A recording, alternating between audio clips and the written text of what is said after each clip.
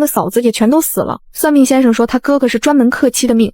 你们一个克夫，一个克妻，正好天造地设，所以你安心留下来吧。胡梦莹怔怔半晌，泪水涌了出来。好妹妹，求求你放了姐姐吧，我弟弟从小吃傻，现在都15岁，还跟3岁小孩一样，我若是不回去，他过不了多久就会被人害死，胡家祖业也会被瓜分。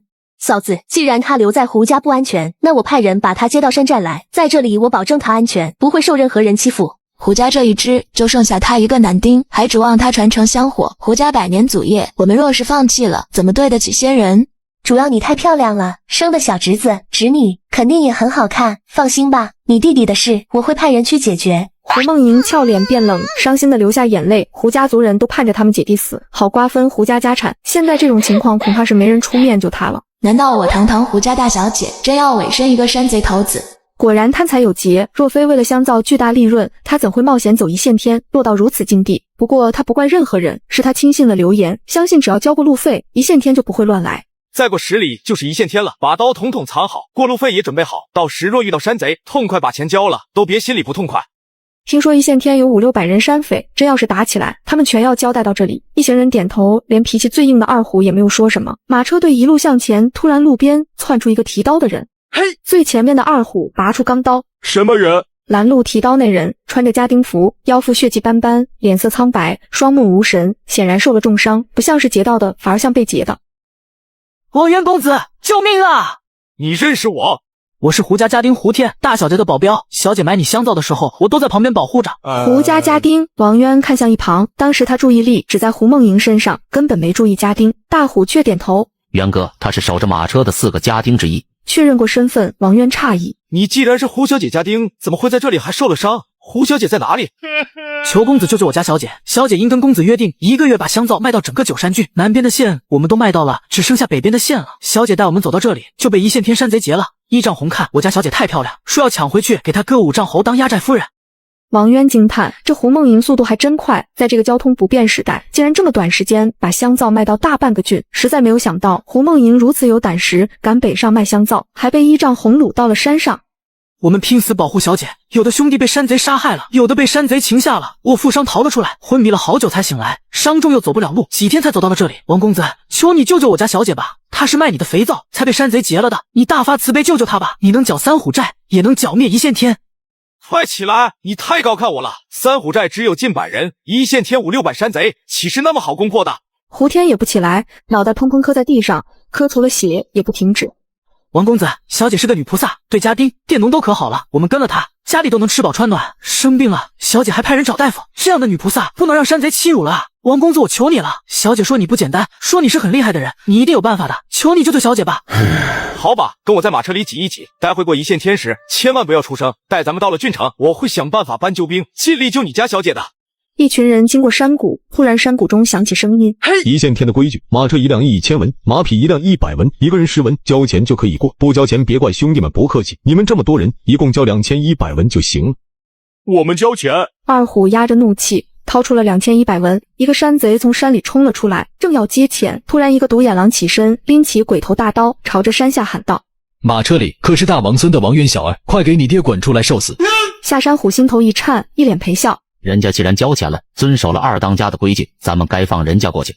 老师，不是我说你，黑心虎是你大哥，现在他的仇人来了，我们这些外人都愿意为他报仇，你这个结拜兄弟怎么反而帮他的仇人？你还讲不讲江湖义气？一群山贼鄙夷看着下山虎，道上混的都讲究一个义气，没义气的谁也看不起。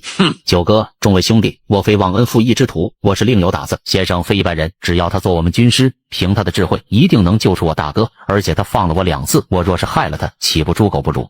山贼们听得点头，看向下山虎，目光变得稍好一些。这是个复杂的群体，嘴上说讲义气的，大多数人却又不讲义气。好了，老师，这事你不要掺和了，交给我们来办。九哥，听我一句劝，先生不简单，别看他们就10个人，肯定藏有不一般手段，你要真带兄弟们这样拿的，会吃大亏的。滚开，你还想护着他，这就真不讲义气了。一把推开下山虎，独眼狼带头在前，朝山脚冲去。全部束手就擒，否则杀光你们。众人进入战斗状态，5人持盾，7人持弓，组建攻防体系。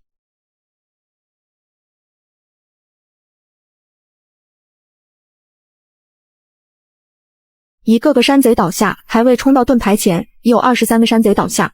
九哥，听弟弟一句劝回来吧，先生不是简单的人，别害了大家。你他娘的闭嘴！他有弓箭，我们就没有吗？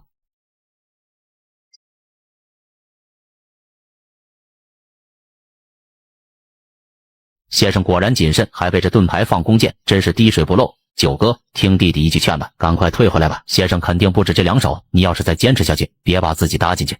你他娘到底是哪边的？给老子闭上你的臭嘴！一帮种地的泥腿子，老子杀他们如土狗！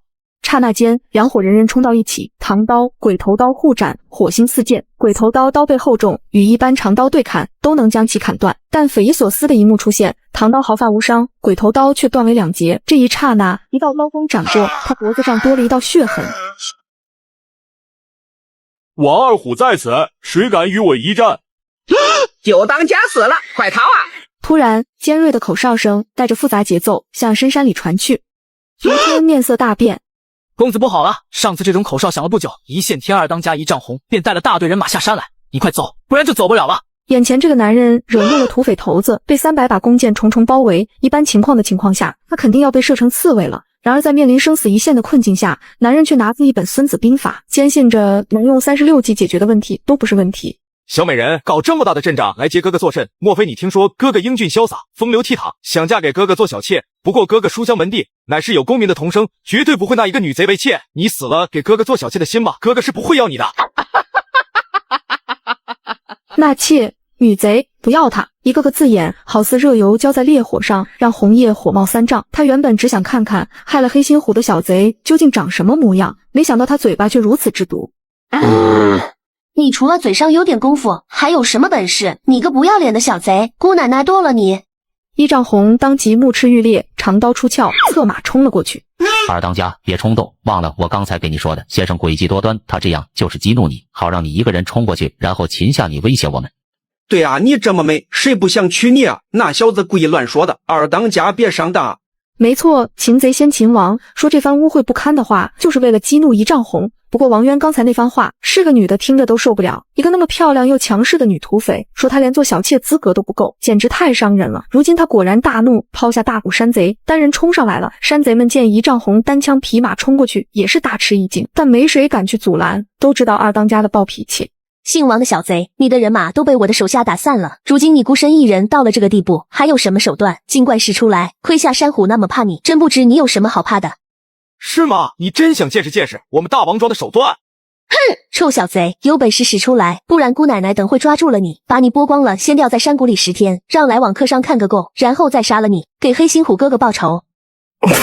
报仇？你真以为你能杀得了我？你有没有想过自己正处在死地上？一看四周无人，红叶不屑一顾。你的人全被困住了，你凭什么奈何姑奶奶？你才在死地呢。不对，没有全部困住，还差一个人，他好像更厉害。二当家，快跑！你周围有埋伏，有更厉害的高手。红叶浑身汗毛竖起，好似有生死危机的感觉，但他余光扫向四周，却没有发现一个人影。突然，脚下一股巨力迸发，将他掀翻摆地。一个人影冲了起来，寒芒闪耀，钢刀落下，架在了他脖子上。别动！他眼神向下一瞥，顿时火冒3丈，一口银牙要咬碎。地下多了一块木板，一个长坑，这人藏在坑里。那姓王的小贼真是卑鄙无耻，大人埋伏在这里，难道他能掐会算，算准了自己一定会站在这里吗？看到这里的宝子们，知道我捕获一丈红分别使用了什么计谋吗？在评论区打出你对36计谋的见解。一丈红被擒后，所有山贼停下攻击，有些不知所措。这是大当家的亲妹妹，谁要敢出手，让他有个3长2短。大当家回来了，肯定将那人千刀万剐，那可是个护妹狂魔。我就说嘛，先生这么谨慎的人，肯定还会有后手。二当家，你怎么不听我的呢？不听老人言，吃亏在眼前呢。都别管姑奶奶，立刻动手擒下那姓王的小贼。姑奶奶今天就是死，也要拉他给我陪葬。呦！姑奶奶，你要是死了，我们还活吗？大当家回来了，可是要剥了我们的皮，千刀万剐的。一帮山贼，你看看我，我看看你，没有一个敢动手。陪葬？没想到仅仅一面之缘，你竟想和哥哥死在一起。但哥哥刚才已经告诉你了，我是有家室的人，哥看不上你。姑奶奶嘎了你！不等他说完，大虎抬手将他打晕过去。全场短暂沉默，包括下山虎在内，5个当家一阵商议，推举了1人来谈判。大胡子中年人开口：姓王的放了我们二当家，我们让你们过一线天，并保证以后都不为难你。这是一线天4当家的金钱鼠，负责一线天财务支出，是前3位当家之下最有权威的人物。呸！你们山贼的话能信吗？方圆几百里，你打听打听，谁不知道我们一线天的声誉那是言而有信，说到做到。我们说收过路费放行，就收过路费放行，从来没有反悔过。哎呦！那今天我呢？刚交完过路费就要砍我头，这怎么解释？那是因为你害了黑心胡哥哥，我们大当家与他有感情。放屁！那被绑上山的胡家大小姐呢？那是因为我们小姐看上他了，想让他给我们大当家当压寨夫人，绝对不会亏待他的。人家一个大户小姐让你们抢到山上来，还说不会亏待人家，你们怎么有脸说出来？垃圾，垃圾！一帮山贼满面涨红，无法再狡辩。你们自认为很有信誉，但是在我看来，就是一帮见利忘义、贪财贪色的鼠辈，根本没有成事的可能。要想建立信誉，就要建立制度，这制度不因任何人、任何财物、任何美色、任何权利而改变，从上到下都去遵守，才会形成信誉，让所有人都放心，因此得到威望。而你们的所作所为，堪称下三滥。不愧是先生，一言道出信誉本质。若能请先生做军师，定能把一线天做大做强。闹到这一步，可惜了。废话不给你们多说了，你们要想一丈红平安无事，就要按我说的来，不然鱼死网破。好吧，有什么条件你提吧，只要不是太过分，我们可以答应你。第一，把胡家大小姐交给我。一阵沉思，金钱鼠摇头。不行，胡家大小姐是二当家给大当家选的压寨夫人，要是我们把她交给你，等二当家醒来了，一定会收拾我们的。哟呵，那行，先不谈了。大虎，我数3个数后，你割掉一丈红1只耳朵，咱们再谈。不等王渊数数，大虎钢刀一撩，红叶耳朵出血，一群山贼看着大虎眼睛喷火。龟儿子还讲不讲规矩？姓王的还没数呢，你就开始动手了。若让二当家变成1只耳朵，等二当家回到山寨，还不第一个弄死他？当即哭丧着脸。我们答应你，特娘的快放人，别伤了我们二当家。才第1个条件，急什么呀？听着第2条，你们盘踞一线天10年，经常抢劫客商，今天我要以彼之道还施彼身，让你们也尝尝被抢的滋味。你们交出一笔钱给一丈红赎身。大虎、二胡行人懵了，渊哥竟然要反抢山贼，现在抢着爽，但回来又该怎么办？众山匪也是震惊，劫道多年，只有他们抢过路的，哪有过路的抢他们？让过去就行了，还来抢劫土匪，还有没有天理了？抢我们，妈的，吃了雄心豹子胆！一个过路的想抢劫我们山贼，1文钱不能给他，传出去了，我们一线天还要不要混？我们不要面子吗？都闭嘴！我们出1000两，就当赔偿你的损失了，请放了我们二当家的。什么？一线天的二当家就值1000两黄金吗？金钱鼠想骂人，他说的是银子，这黑心烂废的读书人直接给说成黄金，不过他也不敢当众否定，不然就是说二当家不值钱。先生，一线天名声虽大，但500-600人人吃马叫的，加上采购不方便，每年花的钱也不少。这些年真没存多少钱，我们勉强能拿1500两黄金，再多一线天就拿不出来了。求你老人家高抬贵手吧。1500两黄金，你打发要饭的呢？大虎，先弄瞎一丈红1只眼睛，然后再给他们谈。大虎直接撩起唐刀，毫不犹豫朝一丈红眼睛刺去。住手！若二当家成了独眼狼，大当家回来了，知道此事还不得活刮了他。3000两黄金，估摸着我们一线天砸锅卖铁也就能凑这么多了。你要是再往上要，就直接捅死我，找其他人谈吧。看来真榨干了。既然你一片诚心，愿意拿3000两黄金来赎你们二当家，那我勉为其难答应你们，1个时辰内钱和人送来，否则撕票。好。3000两黄金，我们得收多少过路费才能收到这么多钱？太他娘欺负人了！抢劫抢到山贼头上了。3000两黄金不是一笔小数目，恐怕要山贼们凑了。一群山贼骂咧咧回山取钱。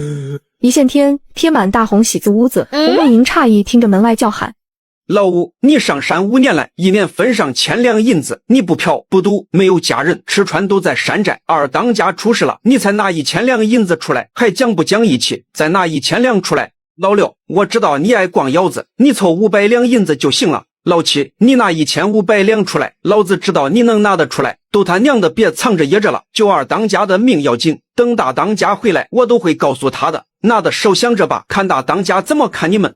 门外4当家金钱鼠催促收钱声，直接让胡梦莹惊了。谁这么勇猛，不但杀了一线天的山贼，连红叶也劫走了，还让山贼出钱赎人，这路子真野啊！突然房门开了，一个山贼走了进来。胡小姐，带上你的随身衣物，赶快跟我们下山，有人要救你了。胡梦莹愕然，这人到底是谁？竟然要救他？不可能是胡家人，他们没有那个能力，也不会来救他。还有他那帮心腹手下，虽然会为他舍命，但没人有这组织力。莫非老林大哥回来了？一路跟山贼下山，不停听到这群贼人咒骂大王村姓王的，骂他胆小如鼠，骂他卑鄙无耻，骂他黑心烂肺，骂他比山贼都狠，骂他是个无耻小白脸。同时从零碎信息中拼凑出王渊指挥10人如何击败伏杀山贼，如何擒下红叶，如何勒索黄金。一路下山，他脑海里不停浮现那2次相见，当时只以为他是个俊俏书生，找到了制香皂秘法，后来听说他剿灭3虎寨，才知道他文武全才。小姐，你没事吧？没事，辛苦你了。胡梦莹轻声点头，走向王渊，盈盈万福。多谢王公子搭救。应该的。见这女子服饰妆容整洁，不像是被掳了，反而像去度假。转头看向山贼们，钱都带了吗？带来了。金钱鼠挥手，30个山贼抬着箱子过来，2小箱子2000两黄金，8中号箱子8000两白银，20大箱子2000贯铜钱，让人收起黄金和银子。王渊看着铜钱不满道：这么多铜钱，让我怎么带走啊？没有金子吗？王少爷，我们是山贼，不是做大生意的，哪有那么多黄金？好吧，原谅你们了。这些铜钱我不要，你给我打一个借条，摁上手印，换成金子，等我返程时来取。王二狗机灵的自马车取出笔墨纸砚，送到金钱鼠面前，写下一张欠条，摁下了红手印。一群山贼双目血红，勒索完他们钱不说，还让他们写欠条，这是山贼的奇耻大辱。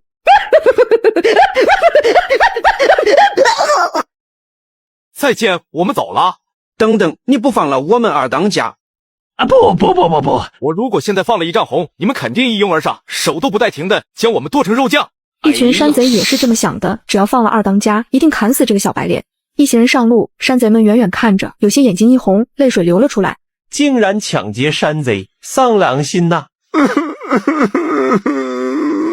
我们起早贪黑，刮风下雨来劫道，攒了那么多年的钱被他一次抢了。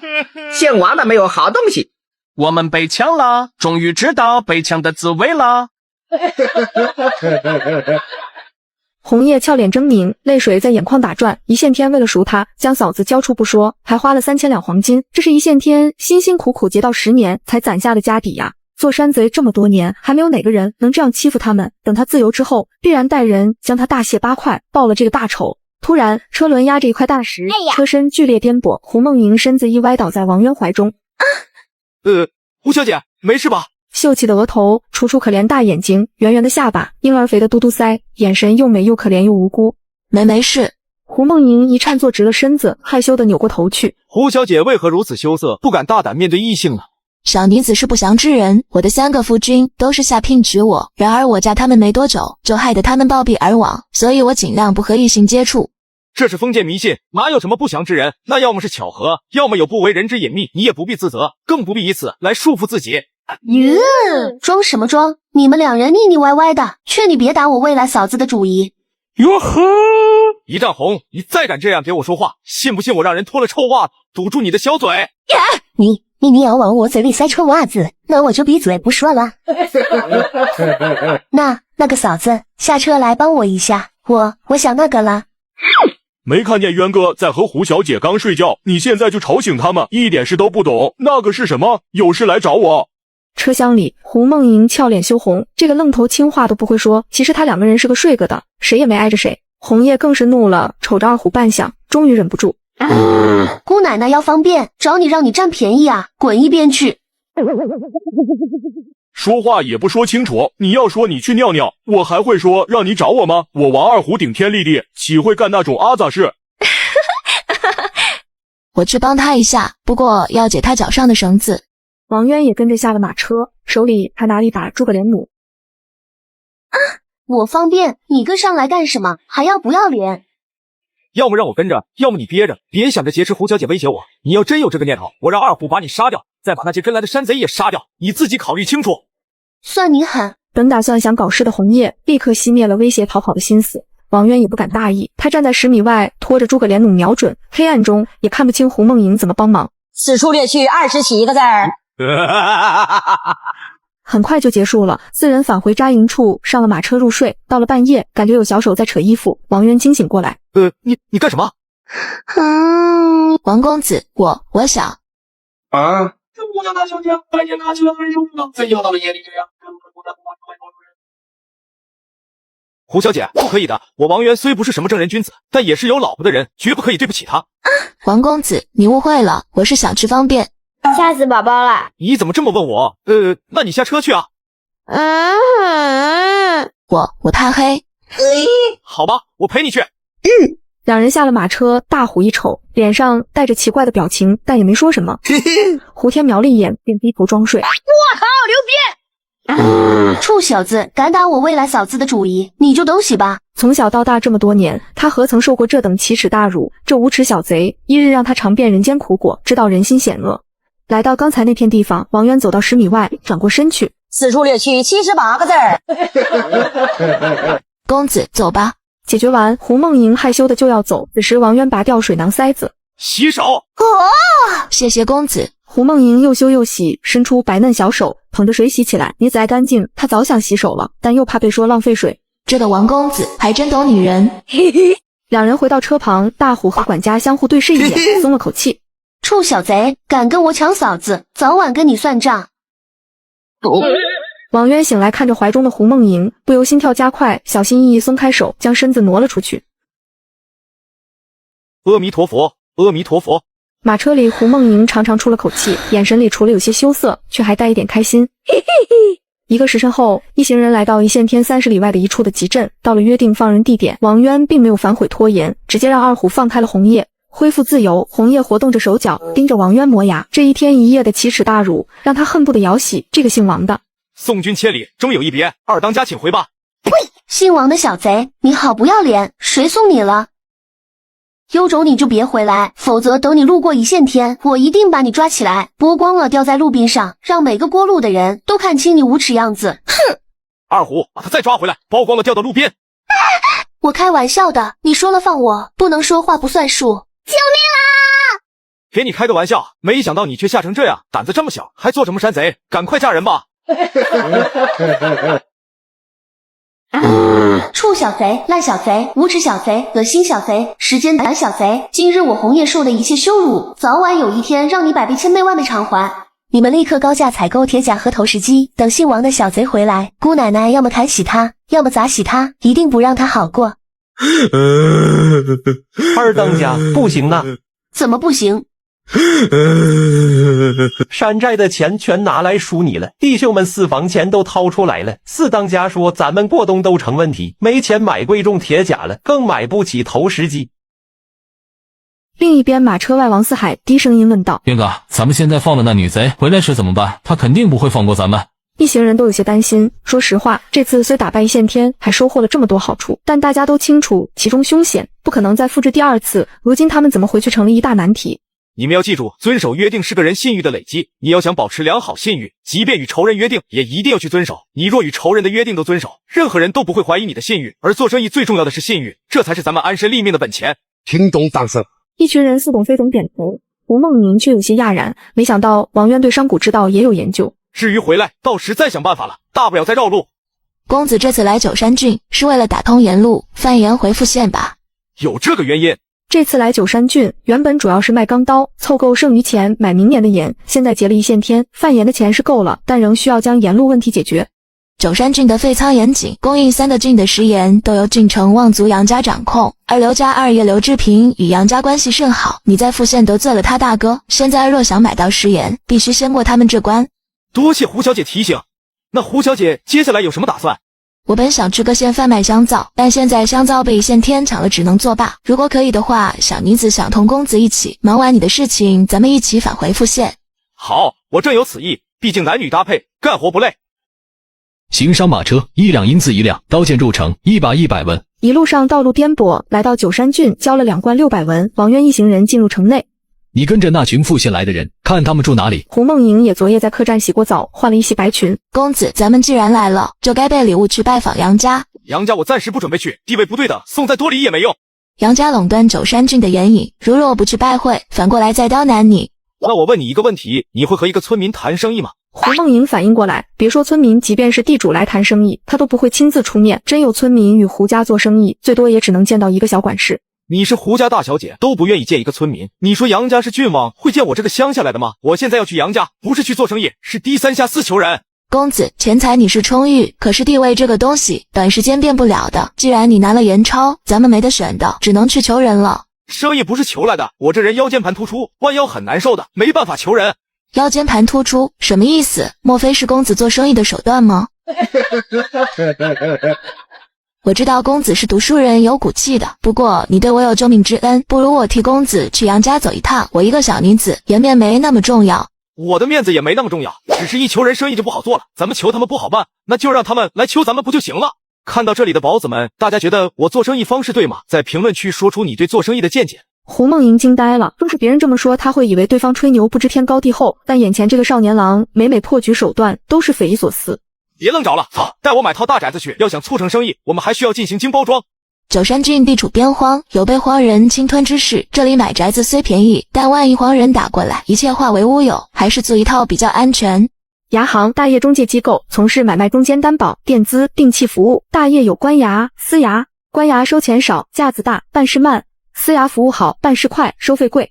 王渊、胡梦莹下车，大虎郭良留在外边，只带王四海入牙行。从富县带来11人。王四海脸皮最厚，头脑最灵，适合做生意。不过长在农村，见识太少，要多带出来，多教多培养。一个身形消瘦、眼神精明伙计，小跑到王渊面前。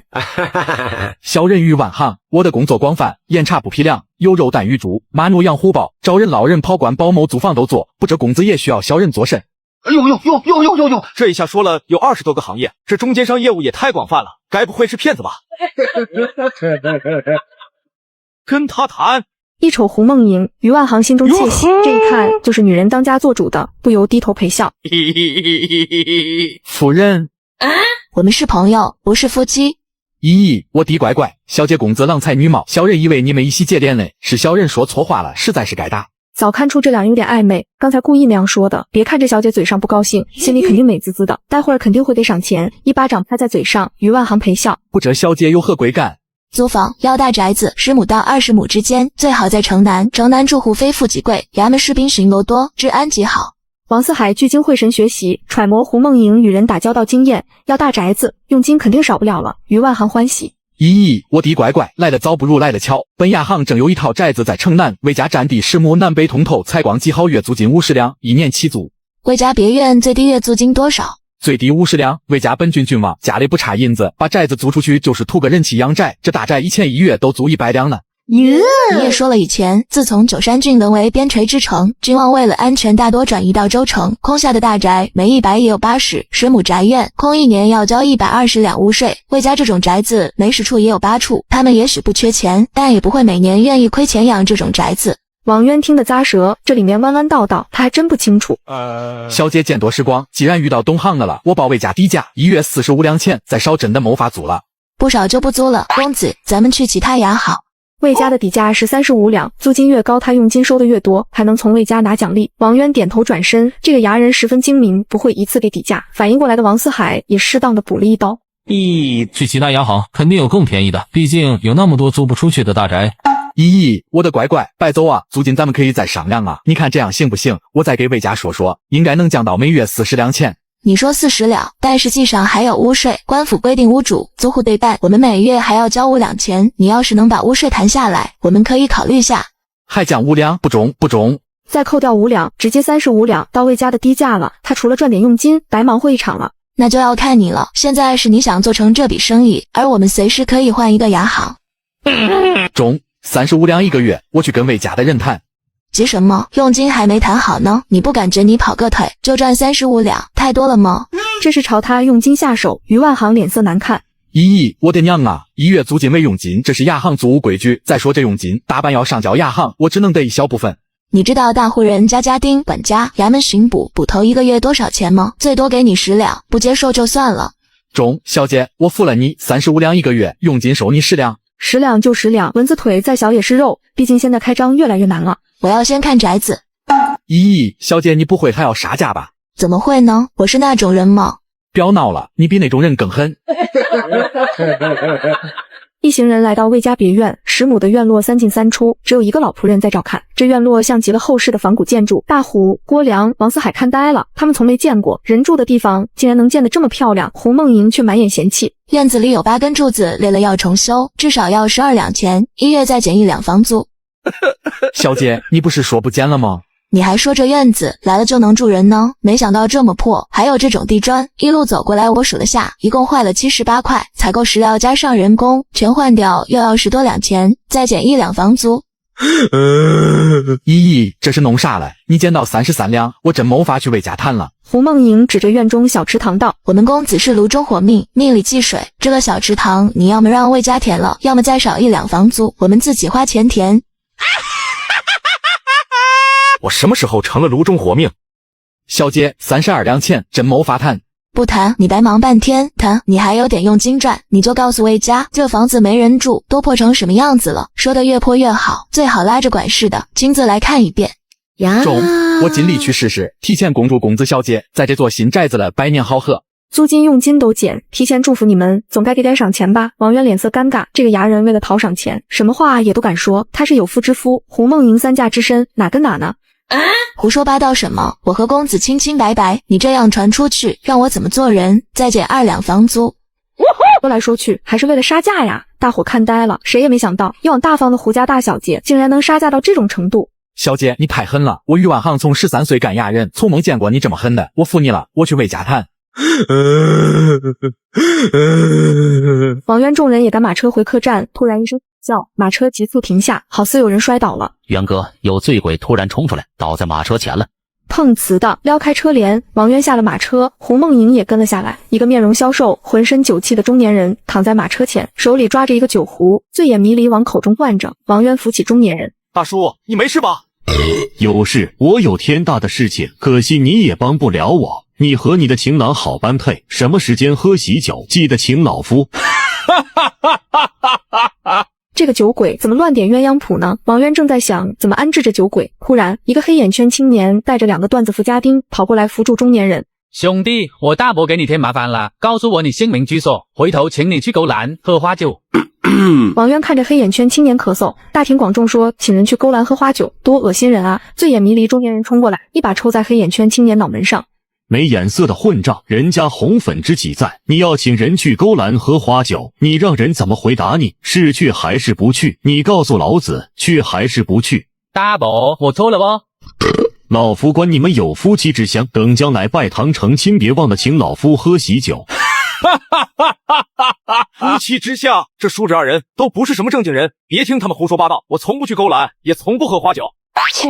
胡梦莹应声抿嘴，一行人回到客栈，却被一群不速之客拦住。姓王的小儿，你终于回来了，老子等你很久了。眼前这个男人得罪了恶霸小人，被300把大刀重重包围，一般情况下，他肯定要被大卸8块了。然而面临生死一线的困境下，男人却毫不客气地与对方对峙，本着人不犯我，我不犯人的原则，便和对方打起了嘴仗。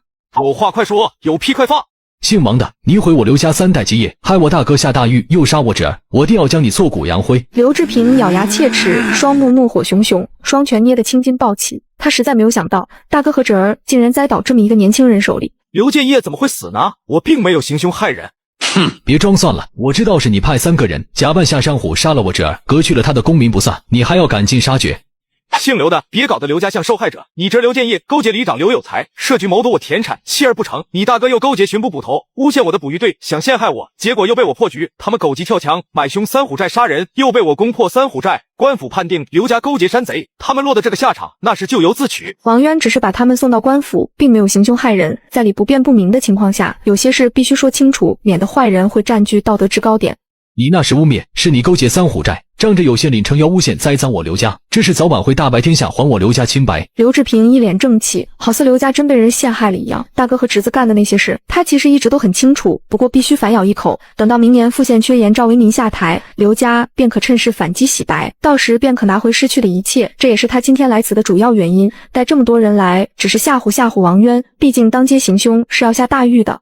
大虎，拿下他去府衙，请知府老爷断一断，看看刘家是不是被陷害的。大虎持刀上前，刘志平连连后退。胡梦莹急忙劝道：“不要动手，我们人生地不熟，府衙来人很麻烦的。”王渊一抬手，大虎停了下来。刘志平吓得咬牙：“姓王的，你别得意，要不了多久你就会跪在我面前，求我给你一条生路。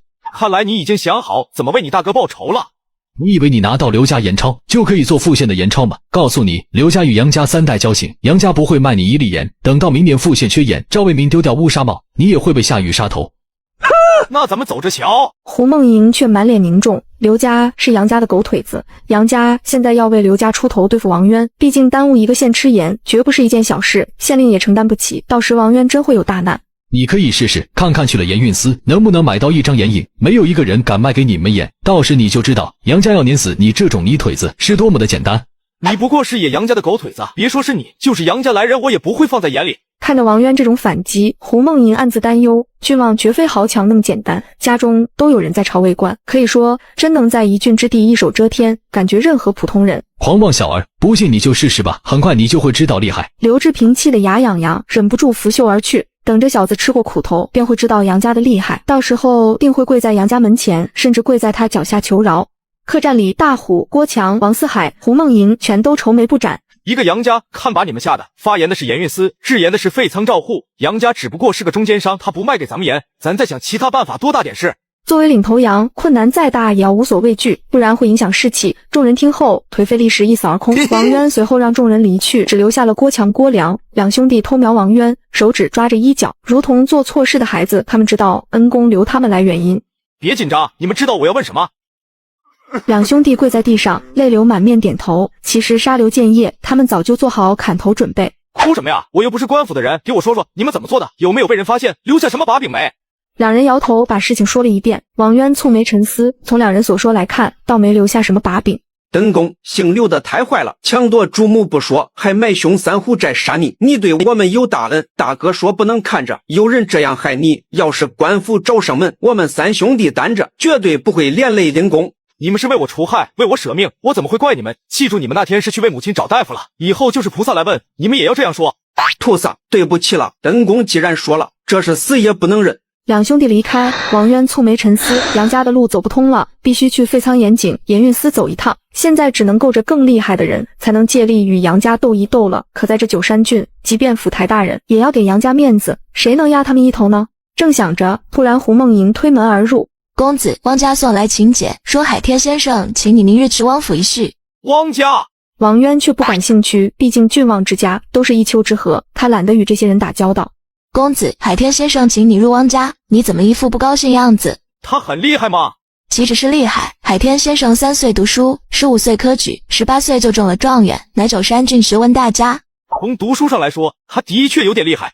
海天先生不止读书厉害，他做官也厉害呢。他21岁外放为官，历任县令、知府、总督、侍郎，10年升成了3品大员，当时只有31岁，乃本朝最年轻的上3品。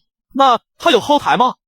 先帝就是他的后台，当年要改革吏治，海天先生便放手去做，垒到一地沙的豪强。郡望是家人头滚滚，弄得满朝皆敌，整日遭到弹劾，也是先帝庇护，才得以全身而退。辞官后，海天先生开始讲学。我父亲生前最大的心愿，便是拜会海天先生一面，但他至死都没有机会。可惜我是个女子，无法替父圆梦了。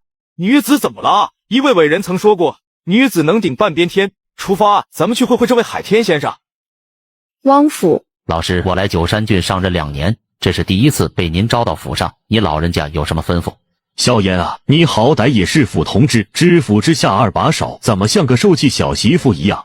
因为老师您让我受气了，我是您的学生，来九山郡上任3年，您却不见我一面。我知道老师您是为了避嫌，但这避的也太过了，不知道的外人还以为您老把我逐出师门了呢。嘀咕2句行了，这次叫你来是让你照顾一个人，他以后会在九山郡做生意。照顾一个商人。男人每次出门都要把钢刀擦得锃光发亮，看似只是一些简单的操作，殊不知此刀即将应和登场。此时10个蒙面人埋伏在树林中，藏得极为隐蔽，领头一人眼神冷漠，气势逼人，让人不寒而栗。突然马车一惊，众人立刻做出战斗准备，从后腰拔出那把重达1800克，约等于0.9千克的高碳钢刀。渊哥，有人劫道！11个蒙面人冲了出来，个个身形矫健，孔武有力。领头蒙面人一指大虎、二虎，看向戴斗篷蒙面人：“你去拦住他们2个就行，其他不用管。其他人和我一起干掉后面1辆车里的男子。”作为练家子，他一眼就看出来大虎、二虎相当厉害，至于其他人不值得放在心上。那2小子不简单，得加钱。好，斗篷难如离弦之箭窜出，窜向最前面的二虎。二虎钢刀画出一道寒芒斩出，斗篷难挥出黑刀相迎，金戈交击，两人都怔住了。二虎惊的是，钢刀出鞘，竟没斩断对方的刀，那把刀的样式很像父亲的那种黑刀。此时斗篷蒙面人看着黑刀上的大缺口，也是心惊肉跳，他这把黑刀千锤百炼，竟被斩出了一个缺口。对面那小子用的什么刀，竟然如此厉害？敢劫元哥的刀，当我王二虎是摆设吗？二虎大叫一声，直接双手持刀，使出父亲传的刀法，如狂风暴雨攻过去。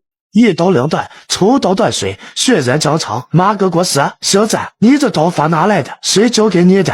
我爹教的。这中年人好似熟悉他刀法，每一招每一式都能避过，而且蒙面人攻击二虎用的招式也跟父亲教的刀法一样。二虎使出最后两招，中年人懒如打滚，险之又险避过。百战刀法学全的人不多。将军百战死，壮士十年归。切，你爹是不是王汉山？你怎么知道我爹的名字？快说你是不是他的仇人？最厉害两招失手，二虎直接招式一变，不再使用百战刀法，而是使出基础刀法，发挥钢刀锋利。我砍，我斩，我砍，我斩，我砍，我斩，我砍，我斩，我砍，我斩，我砍，我斩。坏小子，我怎么可能是大哥仇人？我是他的兄弟，你是大伙还是二伙？我是你13叔，快请手！哪里来的13叔？你到底和我爹是什么关系？这个待会再说，你先去把那些人解决了吧。我是他们请来的，不好意思再对他们下手。中年人将刀往肋下一插，老弟脑袋一歪，双目圆睁，一副死不瞑目样子，好似真被一刀捅死了。二虎看懵了，回头看向马车，提刀冲了过去。领头蒙面人一脸杀气腾腾，鳗鱼对少年并不怕，但下意识要取马兜里的诸葛连弩。先别用弩，这不是劫道的，是来杀我们的。大虎，有把握活捉领头的吗？使用弓弩就会被全部灭口，为了捉到领头的，只能活捉，才能顺藤摸瓜找出幕后主使者。他们都会武艺，不次于郭良、郭强，我先试一试，你们保护好渊哥。这小子好狂，竟然想一个打我们10个，简直是找死！领头蒙面人冷笑，一挥手，4人持刀冲到两侧包围，大虎一刀斩下，最前面蒙面人挥刀挡，长刀直接被斩断，刀锋劈在脑袋上，直接一刀两半。一看钢刀如此厉害，3个蒙面人大惊，转身向后跑去。大虎追上去，又10个蒙面人眨眼被砍死3个，剩余7个盯着钢刀，全都是一脸震惊。人家宝刀削铁如泥，这还怎么打？此时二虎持刀杀了过来，又有2个蒙面人惨叫倒在地上，其余蒙面人回头见远处戴斗篷中年人中刀倒地，立时肝胆俱裂。他们都清楚那个中年人多厉害，竟被这么快杀了。再看二虎出刀比大虎中猛，立时没了斗志，四散逃跑。大虎、二虎追击，犹如切花砍菜。眨眼间，除了领头蒙面人，其余人全被砍翻在地。大虎抓着蒙面人，扯下了蒙面布，露出一张刀疤脸。元哥抓来了，谁让你来杀我的？我是见财起意前来劫道的，没人指使我，要杀就杀。也是的，这饭碗早料到有今天。好，有骨气！你可知他是谁？我管他是谁。小爷汪重楼，汪家嫡长子，你只要不怕连累家人，可以继续嘴硬哦。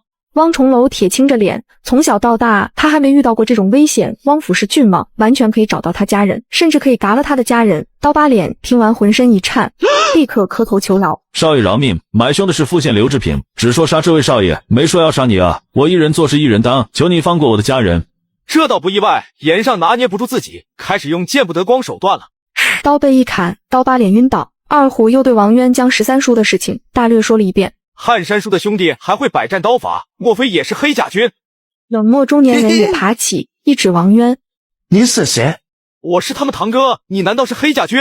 黑甲军听人说过几次，是大业最强军队，后来发现王汉山、黑心虎也都是黑甲军。我是穆帅地主亲卫。穆帅是谁？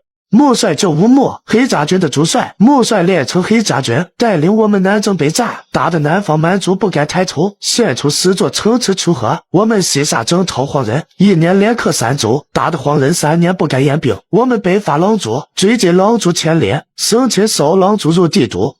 厉害，太厉害了！那为何你们落到如此地步？穆帅亲卫，他见过3个，一个汉山叔，一个黑心虎，一个子人，3人一个种地，一个劫道，一个当杀手，可谓生计艰难。但3人又是出身最强的黑甲军中的精锐。朝中狗皇帝与那群村大臣下了言，说穆帅勾结敌国运谋反，下旨解散了黑甲军，又将穆帅下狱问斩。我们这些亲卫自此逃离军中，并且犯下大赦，此生即便逃犯也不为大业效力。王渊陷入沉思，这就是武穆的结局，怪不得那天汪海天醉语，提醒他不要入朝为官，以免成第二个武穆。我们立下许多战功，每个人都有不少积蓄，几百件扎龟钱也都能做个富家翁。可是那么多兄弟战死了，他们家人怎么办？我们把一钱拿出来，给了那些兄弟家眷。中年汉子捡起黑刀，看着上面满是缺口，快被砍断的黑刀，心疼的直咬牙。你这个混小子，把穆帅上次我的黑刀砍成这个样子。13恩叔，那不是刚才不认识你吗？好了，回去告诉你姐，少帅当年没死被救下来，也在九山郡城里。他若是想见少帅，就去西城武备街南边第3个院子。而此时西城武备南街门前2个士兵站得挺拔如枪，眼神锐利如鹰。丁13提着一个包袱来到大门前。老14、老17，帮我通报一下，就说我有要事求见少帅。老14冷声道：老13，你走吧，少帅不会见你的。堂堂的穆帅亲卫，竟然入了下九流，做江湖帮派的打手，你丢了黑甲军的人。我知道，我给穆帅黑甲军丢人了，我不配见少帅，但请告诉少帅，我见到了汉山大哥的儿子，他们都习了一身武艺，也在九山郡。我会告诉少帅，你走吧。老14来到后院，敞开的正堂当中挂着一副大大的钟字，下方摆着黑甲、黑刀、黑枪、黑剑，擦得黝黑明亮。一个青年剑眉星目，圆臂丰腰，眉宇间隐隐带着一抹哀伤。少帅，还消息找到汉山大哥了，他的2个儿子在九山郡全都习了一身武艺。不过还有一件事情，图南王带领荒人打了过来。6年前，图南王攻打成州，被父亲杀得都盔弃甲。若非朝廷休战，咱们都杀回去了。若非10年前出现一个穆帅，大业早就挡不住了。如今穆帅被朝廷问斩，谁还能再挡荒人铁蹄？良将是有，就看朝廷肯不肯用了。嘿！注意看，眼前这把牛尾刀在没坏之前它是好的，当遇到削铁如泥的钢刀，直接嘎嘣儿2半了。只见男人又拔下一撮头发，轻轻一吹，毛发断开，全场震惊，众人从未见过这么哇塞的神兵利刃。接上集，王渊众人告别13叔之后，带着3把唐刀开始给负伤豪强推销，一顿操作下来，在场的人纷纷称赞。老弟啊，削铁如泥，吹毛断发，这比宝刀都厉害，称神兵也不为过。这是什么刀？以何法打造？怎么如此锋利？此刀名为破虏刀，乃天下第一铸剑大师以天外云铁混9种金属打造，历时3年才铸成3把。刀成之日，大雨磅礴，电闪雷鸣，以百战胜天血，大如文墨开封，使得无坚不摧锋芒。众人一个个连连点头，感觉神兵就该如此打造。二虎却绷紧大脸，忍住笑意。渊哥太能扯了，钢刀是舅舅铁匠铺打造的，一天造3把的量，现在到了渊哥口中成了3年造3把。嘿嘿。无坚不摧，那我倒要试试了。我这宝剑是工部最好工匠打造，可过甲36层，来试试你这刀。试试可以，不过若砍坏了你的剑，我可不负责赔偿。哼，别吹大话，你那刀未必有我的厉害。薛蟠手中宝剑断为2截，王渊手中唐刀毫发无伤，全场倒吸冷气，连破甲36的宝剑都能斩断。破虏刀是神兵武艺了，此刀可做传家宝。薛蟠欢喜大笑。明坛先生，这剑让给我了，出个价吧。明坛先生，我对此剑也有意，也想竞争一下。明坛老弟，老哥哥也看中了此剑，想买下来传给后人。此等神兵利刃，无论买下传家还是送礼，都是物有所值。一时之间，众人表态都想买这宝刀。市面上寻常刀剑不值钱，但宝刀宝剑却能卖几百上千两银子，而神兵价格至少能翻10倍。承蒙大家厚爱，我这把神兵数量有限，最低1000两黄金起拍。1500两黄金，2500两黄金，5000两黄金。场中静了下来，5000两黄金能拿出的大族很多，但敢和栾青先生竞争的不多，必须让一让，给个面子。许多举子倒吸冷气，不愧勋贵出身，一次加3000两黄金，眼睛都不眨一下。1万两黄金。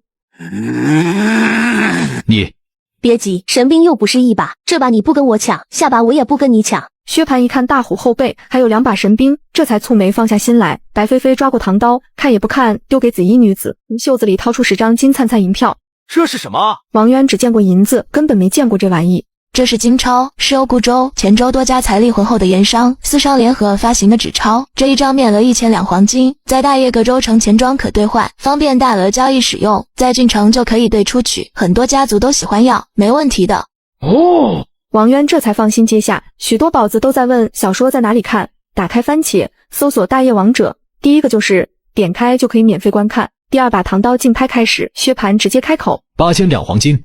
全场鸦雀无声，连白飞飞也是笑笑，没有再开口。正当薛蟠以为要稳操胜券时，突然汪海天竞价1万两黄金。薛蟠直接怒了：哼，你汪家拿得出1万两黄金吗？汪家虽是郡莽，但靠的是汪海天的名气，财力上早已衰败。汪家财力是不及大族，但凑一凑还是有的，毕竟这是削铁如泥的神兵，买了做传家宝绝对不亏。我出12000两黄金。哟呵！既然指挥使如此喜爱，那汪家只能忍疼割爱了。汪海天一脸遗憾摇头，又朝王渊一仰头，王渊哭笑不得。原来海天老哥这是来给他当托，真别说，他这个托当得很不错，直接多卖4000两黄金。第3把唐刀更是价格节节攀升，最终被白飞飞15000两黄金拿下。3把唐刀卖了37000两黄金，揣着厚厚金钞，王渊心满意足，盐的问题解决了，唐刀了卖了3把，也该回家了。如今有钱有势有媳妇，现在无非是穿越来最快乐的时刻了。突然，大街上一个士兵骑着快马从远方疾驰而来。800里加急，800里加急，让开，都让开！禀报指挥使大人，荒人图南王率领10万大军于清晨抵达龙头关，正式对我大业宣战。终于还是来了。荒人打来了。下一刻，众人急忙散场离开，一片混乱。赶快收拾东西，咱们一起回富县，带上妹妹去成州避难，等安定了再回来。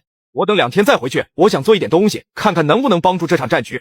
男人用1000颗1金的价格买下4个废弃8年的破木轮子，城市的老板又免费送给男人1张破木板。男人仗着有30年的木工经验，打算用这些东西改造一个可以跑的移动公母。然而对于这种破烂的材料，要想做出时速80迈的战车，必须先将4个轮子固定结实。随即王渊拿着图纸用绳子量着各个部件的尺寸，一顿操作猛如虎，在胡梦莹的帮助下开始组装，忙活到了深夜，终于组装好一张大床架子，上面有3张巨弓，各种弓弦、绳索、轮子，看起来十分奇特。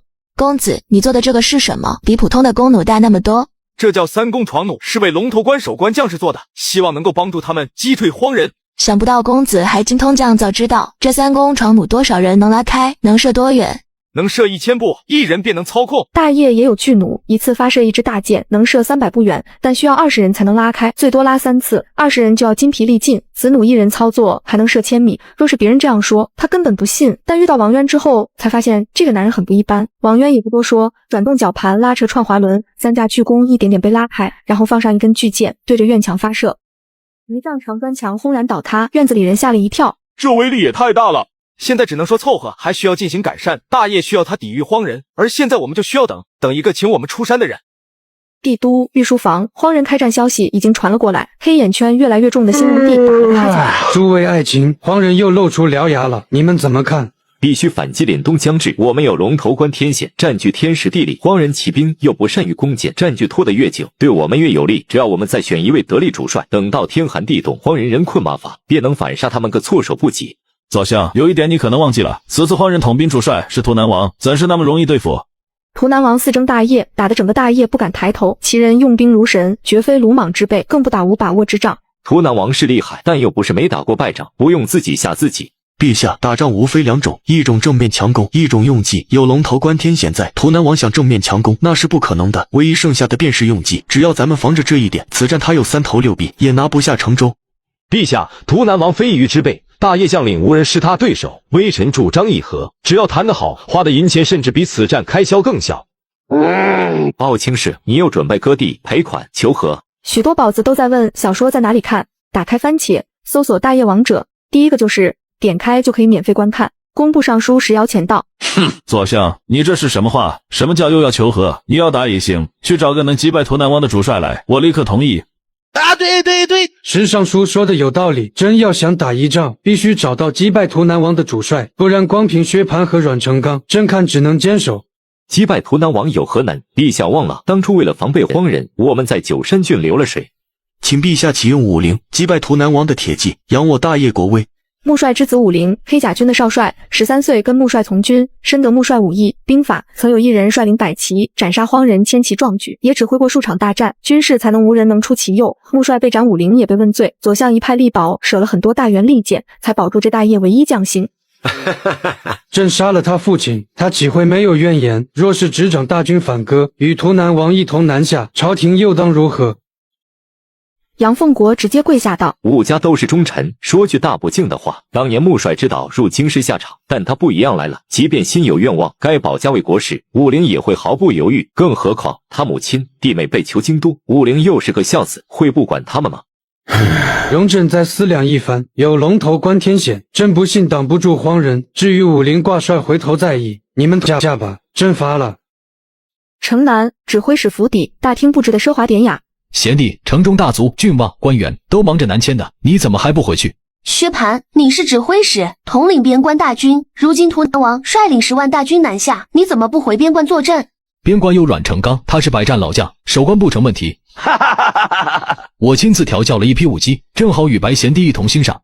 哼，我们不感兴趣。两位对这没兴趣，那我再准备一场节目。来人啊，唤少帅入府，为贵客舞剑助兴。你说的少帅可是穆帅之子，曾经的黑甲军的少帅。对，如今他不过是被圈禁之徒，本官要他舞剑，他就要来舞剑，不敢有二话。紫衣女子暗怒，这纨绔竟敢让少帅舞剑，这是把他当作舞姬戏子之流来戏耍。不多久，一青年踏入大厅，他静静站在那里，恍若刺破苍穹的长枪，散发摄人心魄锋芒。紫衣女子浑身一颤，痴痴看着青年身影，眼眶泪水涌出，一扫紫衣女子双眸。武林先是身体一惊，又面无表情转向薛蟠，唤我何事？昨日本官派了一把神兵，可破甲60削铁如泥。听说武家百战刀法乃是天下第一刀法，今日本官宴请贵客，你为本官贵客舞剑助兴。哼，武家刀法乃战场所用，不是表演助兴所用。姓武的，你以为现在还是你老子活着，敢跟本少摆谱？你现在就是个阶下囚。本官让你舞剑，你就要舞剑，否则本官一封书信回帝都，你老娘弟妹受什么苦？不用本官说了吧？武林剑眉一蹙，眼中闪过愤怒痛苦，弯腰抓起唐刀。紫衣女子蹙眉，心脏像被人揪了一把。薛蟠抚掌大笑，哈哈哈，这才对嘛！奏乐。乐声由靡靡之音变成了战鼓轰鸣，消杀之气四溢。武林拔刀，见了唐刀锋芒，双目一亮，浑身气息大变。武林持刀而舞 ，Let's go。我觉得你讨厌，你的一切都喜欢，有你的每天都新鲜。有你阳光更灿烂，哈哈哈！好，不愧是少帅，这刀舞的别有一番风味。来人，上刀顿手。两排身披铁甲的20名士兵手持刀盾，从两侧冲了上去。武林面不改色，冲入20人中，人随刀走，刀借人力，化作一团耀眼刀光。只见片刻功夫，20个重甲士兵刀遮盾毁，一身铁甲被斩得七零八落。上弓箭手。又有10个弓箭手冲来，长弓一拉，是道羽箭破空而出。武林一跃而起，半空连翻3圈，避过10支羽箭，一落地，一个箭步冲到弓箭手前，一刀斩了过去。10张弓箭断裂，弓箭手面色煞白。武林一闪，冲到了主座上，唐刀一横架在薛蟠脖颈上，眼神冷厉如电，浑身散杀气四溢。你干什么？我只不过给你开个玩笑，你别乱来啊！你不管你自己，也要想想囚禁在京都的弟妹和老母。薛蟠只觉像被一头野兽盯上，脊梁骨直冒冷气。武林抓起他衣领，一连串耳光拍在脸上。哼，你算什么东西，也敢拿我弟妹和母亲威胁我？信不信我现在宰了你，也没人敢动他们分毫。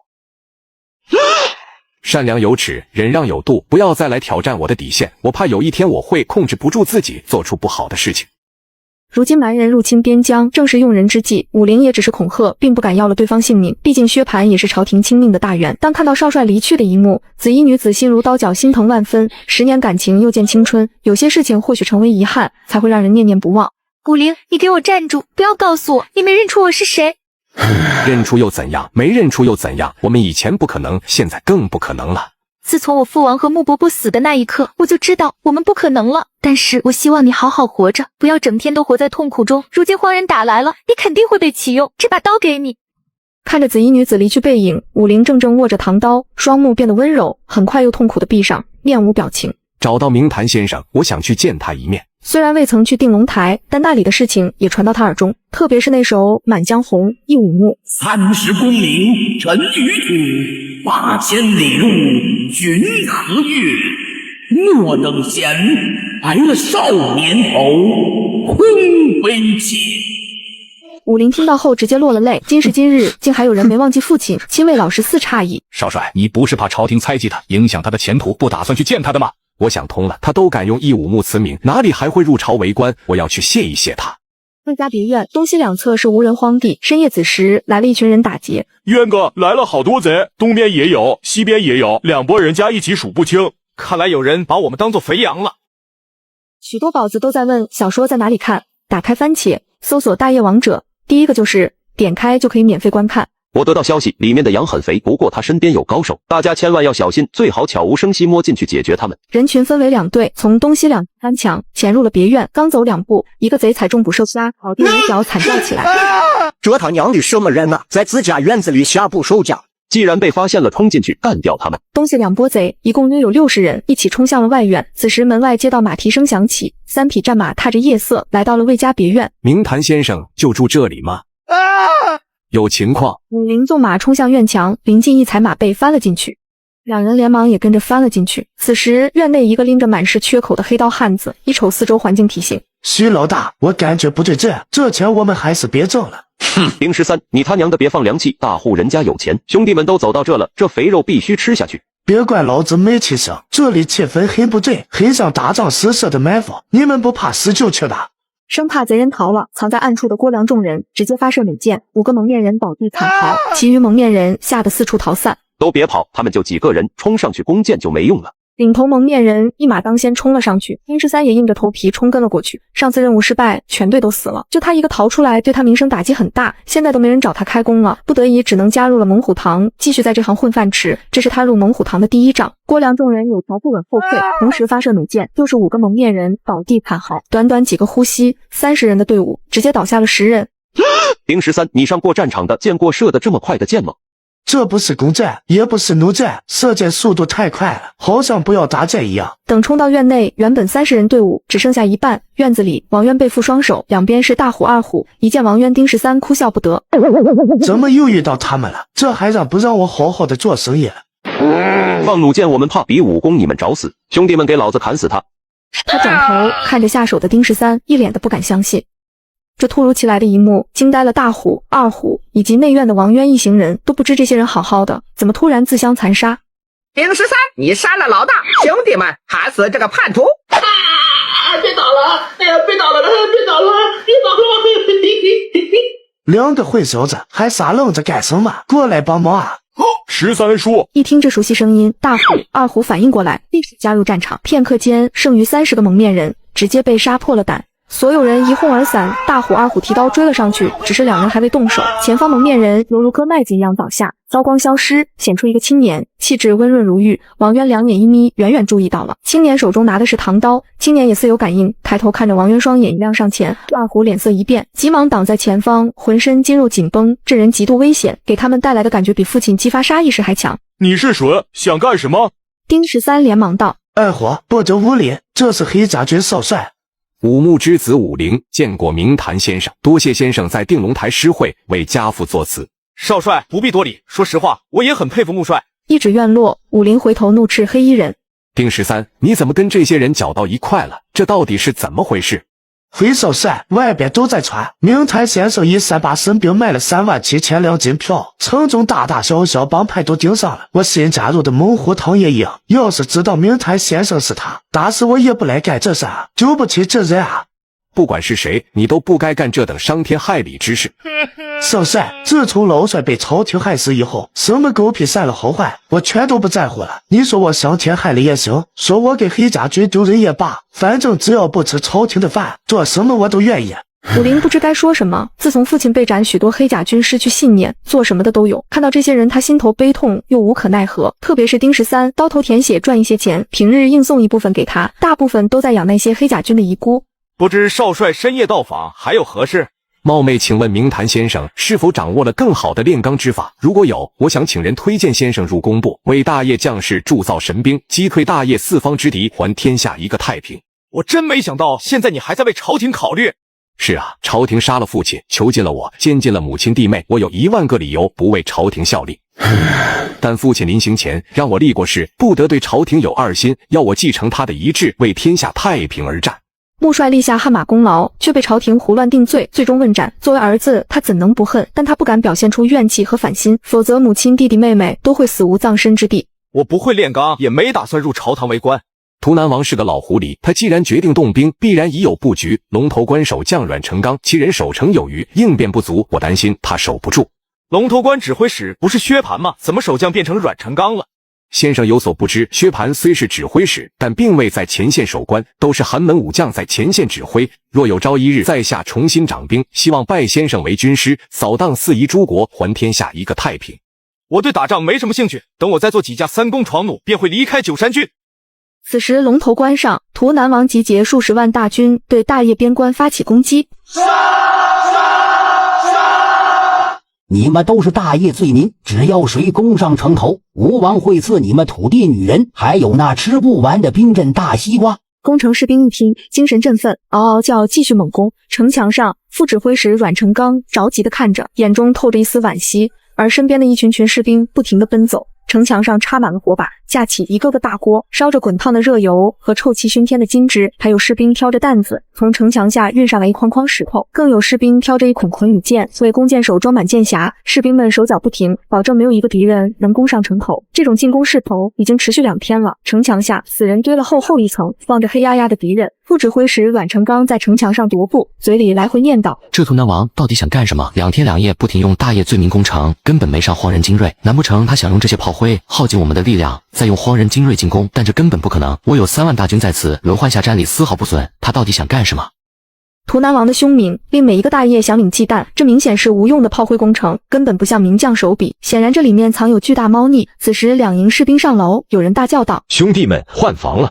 防守1个白天的士兵全都松了口气，开始陆续下城楼。1营5000人换防，继续射箭、扔石头、倒热油、浇金汁。龙头关6个营，每营有5000人，由1名将军率领，6营轮番守城，3天轮一次，能保持旺盛战斗力。图南王想用大业罪民来消耗他们战斗力，简直痴心妄想。正想着，一个面色憨厚中年汉子带着一队亲卫快步走了过来抱拳。末将卢成业参见副指挥使。成业啊，图南王不知在搞什么鬼，你晚上带人防守，一定要打起12分精神，绝对不能给那老狐狸有半分可乘之机。副指挥使请放心，若有半点差池，末将愿提头来见。参将卢成业掷地有声的保证，阮成刚很满意的转身。你办事我放心。只是不等他说完，卢成业拔出腰刀捅穿了他小腹。你为什么？许多宝子都在问小说在哪里看，打开番茄搜索大业王者，第一个就是点开就可以免费观看。腰刀在腹中一脚拔出，阮成刚倒在地上，浑身没了力气。看着这个部下，他怎么也想不通他为何要这样做。卢成业神情狰狞，为什么？难道你不知道吗？我从军20年，大小身经百战，为大业抛头颅洒热血，数次险些毙命，但结果呢？20年了，我还是五品参将，官升不上去，钱也捞不到，整日让那些勋贵子弟骑在头上拉屎撒尿，这种日子老子早过够了。老子不想给大业卖一辈子命，最后落得穆帅那个下场。所以5年前，自穆帅被斩后，我就接受荒人的收买了。啊，穆帅。想起那个神一样男子的下场，阮成刚张嘴鲜血涌出，脑袋一歪气绝。是啊，从穆帅被斩那一刻起，所有寒门将领的心都寒了。一刀斩掉阮成刚首级，卢成业取出一个烟花燃放，烟花天而起炸裂。带人下去，打开城门，迎接图南王入城。随即龙头关大小大城门洞开，荒人铁骑犹如一道银色洪流涌入了龙头关中。此时一个身材高大、肌肤古铜、鹰鼻狼目的荒人坐在马上，犹如一头凶兽，散发嗜血摄人气息。末将卢成业参见图南王。低头凝视这个降将，图南王面无表情。你在大业官居几品？禀王爷，卑职市正5品参将。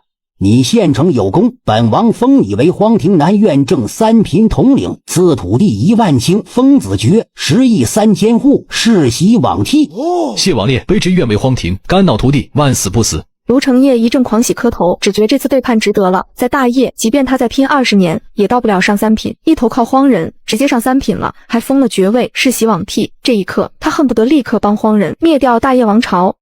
此时，图南王登上了城墙，凝视血与火的龙头关，取出一壶酒浇在城头上，冷厉眸子透着遗憾。武穆，本王这一局本是为你布的，可惜大业皇帝昏庸杀了你。不过要不了多久，本王会马踏地斗，取了那狗皇帝的人头，去祭拜你这个唯一能击败本王的对手。酒壶放在城头，图南王双手背后，大场随风猎猎，高大的身影犹如一座孤峰，透着萧索寂寞。此时，一个戴着兽皮帽、身披银甲的青年开口：父王，龙头关已经拿下，但是我不懂，你为什么封一个叛徒那么大的官，还赐他爵位和土地？阿古茶，要想狗帮你咬人，就要给他喂骨头。记住，我荒人处于扩张期，只有大方的赏赐，才能吸引更多的大业将领为我荒人卖命。至于一些土地，多打一些下来就有了。青年阿骨茶挠头，荒人讲究的勇武，对于一些卖主求荣的叛徒十分的看不上。一瞥青年神情，图南王眸子再次开口：阿骨茶，你要记住，一个合格的王是没有个人好恶的，无论他是叛徒还是勇士，只要能为你所用，你就要一视同仁，功必赏，错必罚。作为一位王储，你的目光要看得远一些，要超出大业的疆域，你能看多远，你的牧场便有多远。父王，俘虏怎么处理呢？瓮城中一片黑压压人影，全是被俘大业将士。龙头关守将3万人，卢城业部将5000，杀掉有5000，逃跑有1万出头，俘虏的有近万人。挑出5000人，让他们杀掉自己的长官，再给他们封荒庭的官位，然后连夜放他们回去，让他们潜入下一个城池中。父王，我明白了。这样一来，等我们攻打九山郡时，这些人就成了我们的刀，可以里应外合了。到时打下九山郡，也易如反掌了。图南王微微颔首，遥望苍穹喃喃：武穆啊武穆，你可知道，没有你这个对手，大业已成了吾的牧场，取之如探囊取物，一点成就感也没有。龙头关失守，荒人下一步就要兵临九山郡，而龙头关的残兵败将与北面的百姓都往郡城里涌，自然这些人里有不少投靠荒人的内奸，反而城中的大户人家很多家当都不收拾了，直接带着细软逃往京都。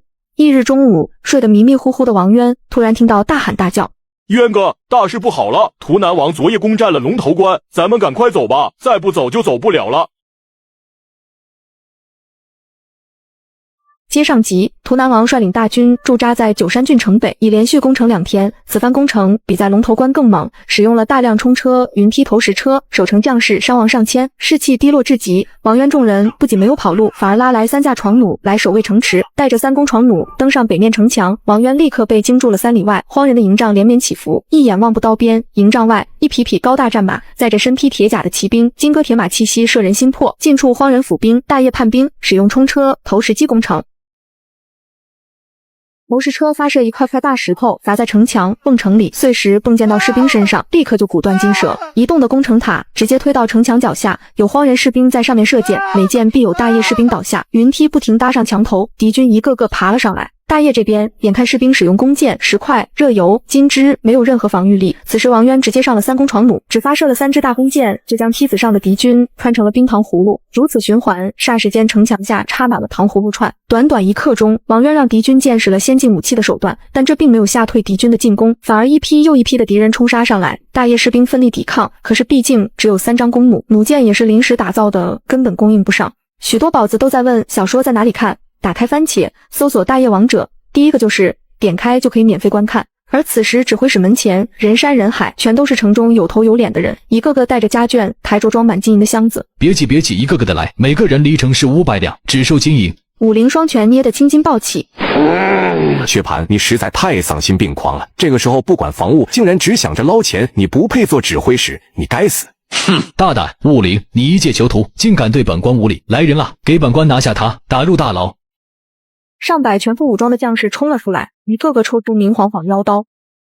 一众士兵挥刀上前，突然一声急促喝声传来：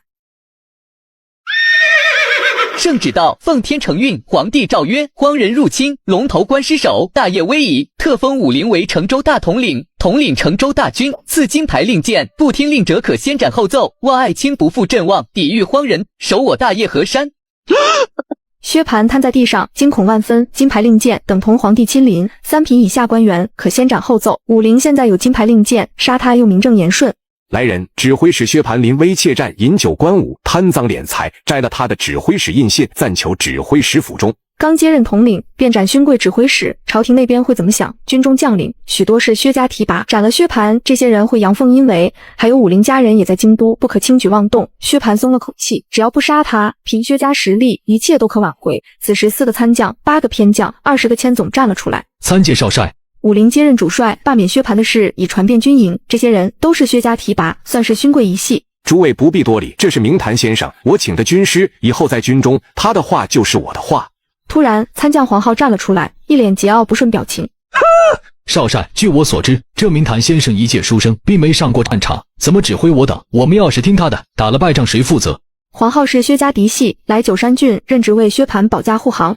我为主帅，你们若遵守军令，打了败仗，自然本帅承担；但若有人阳奉阴违，别怪本帅军法处置。参将黄浩抱拳道：少帅，现在敌众我寡，军中6个月没发军饷，请军师大人想办法解决。士兵士气低落，主要是感觉这场仗怎么也打不赢。至于不发军饷，除了朝廷拖欠，更多是层层克扣，这在军中已成惯例。黄浩一下拿出这难题，任谁也解决不了。既然黄将军为将士们讨饷，那正好指挥使薛蟠这2天在贩卖出行官文，得了很多不义之财。你去指挥使府邸搜出金银，我和少帅亲自为将士们发饷。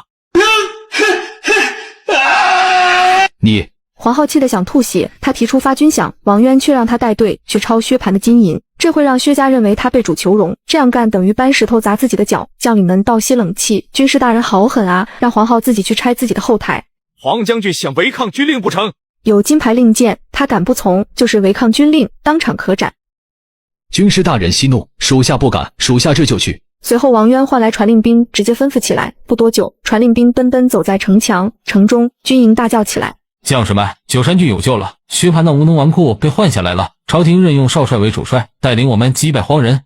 少帅是谁？你们该知道吧？黑甲军的少帅，曾经率领黑甲军，打得荒人不敢南侵，杀得图南王屁滚尿流。知道那一仗图南王败成什么样子，裤子都来不及穿，光着屁股骑马逃窜，屁股都磨出血了。兄弟们，黑甲军的士兵也都是大业人，为什么他们能杀得荒人屁滚尿流，而我们打不过荒人？你们想过没有？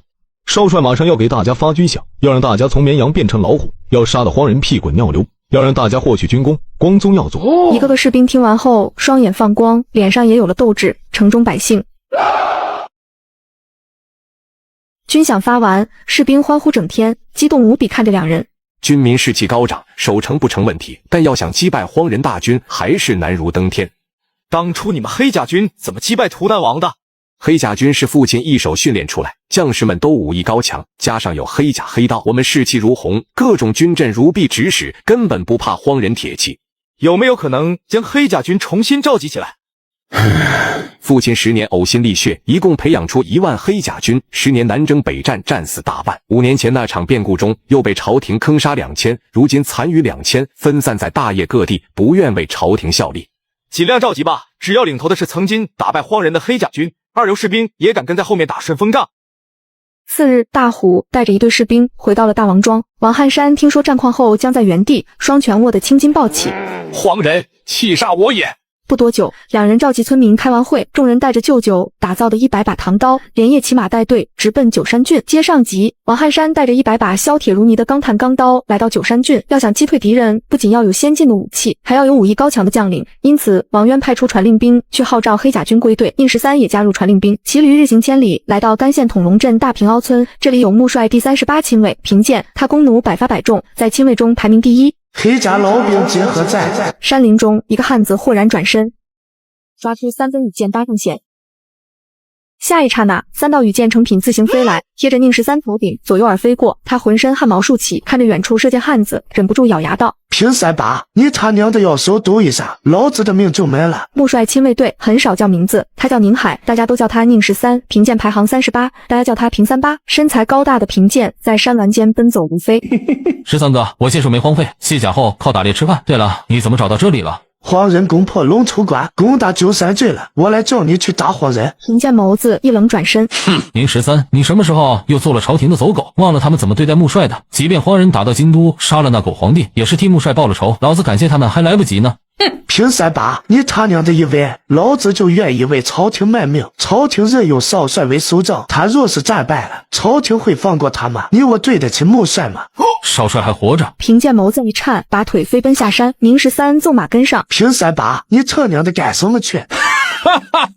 当然去九山郡帮少帅打赢这一仗了。看到这里的宝子们，无论你什么身份，当你刷到赵公明的那一刻，你全部困难都会过去。速速留下一句大吉大利，你在这个春天必定扭转乾坤，事业会红红火火，好运滚滚而来。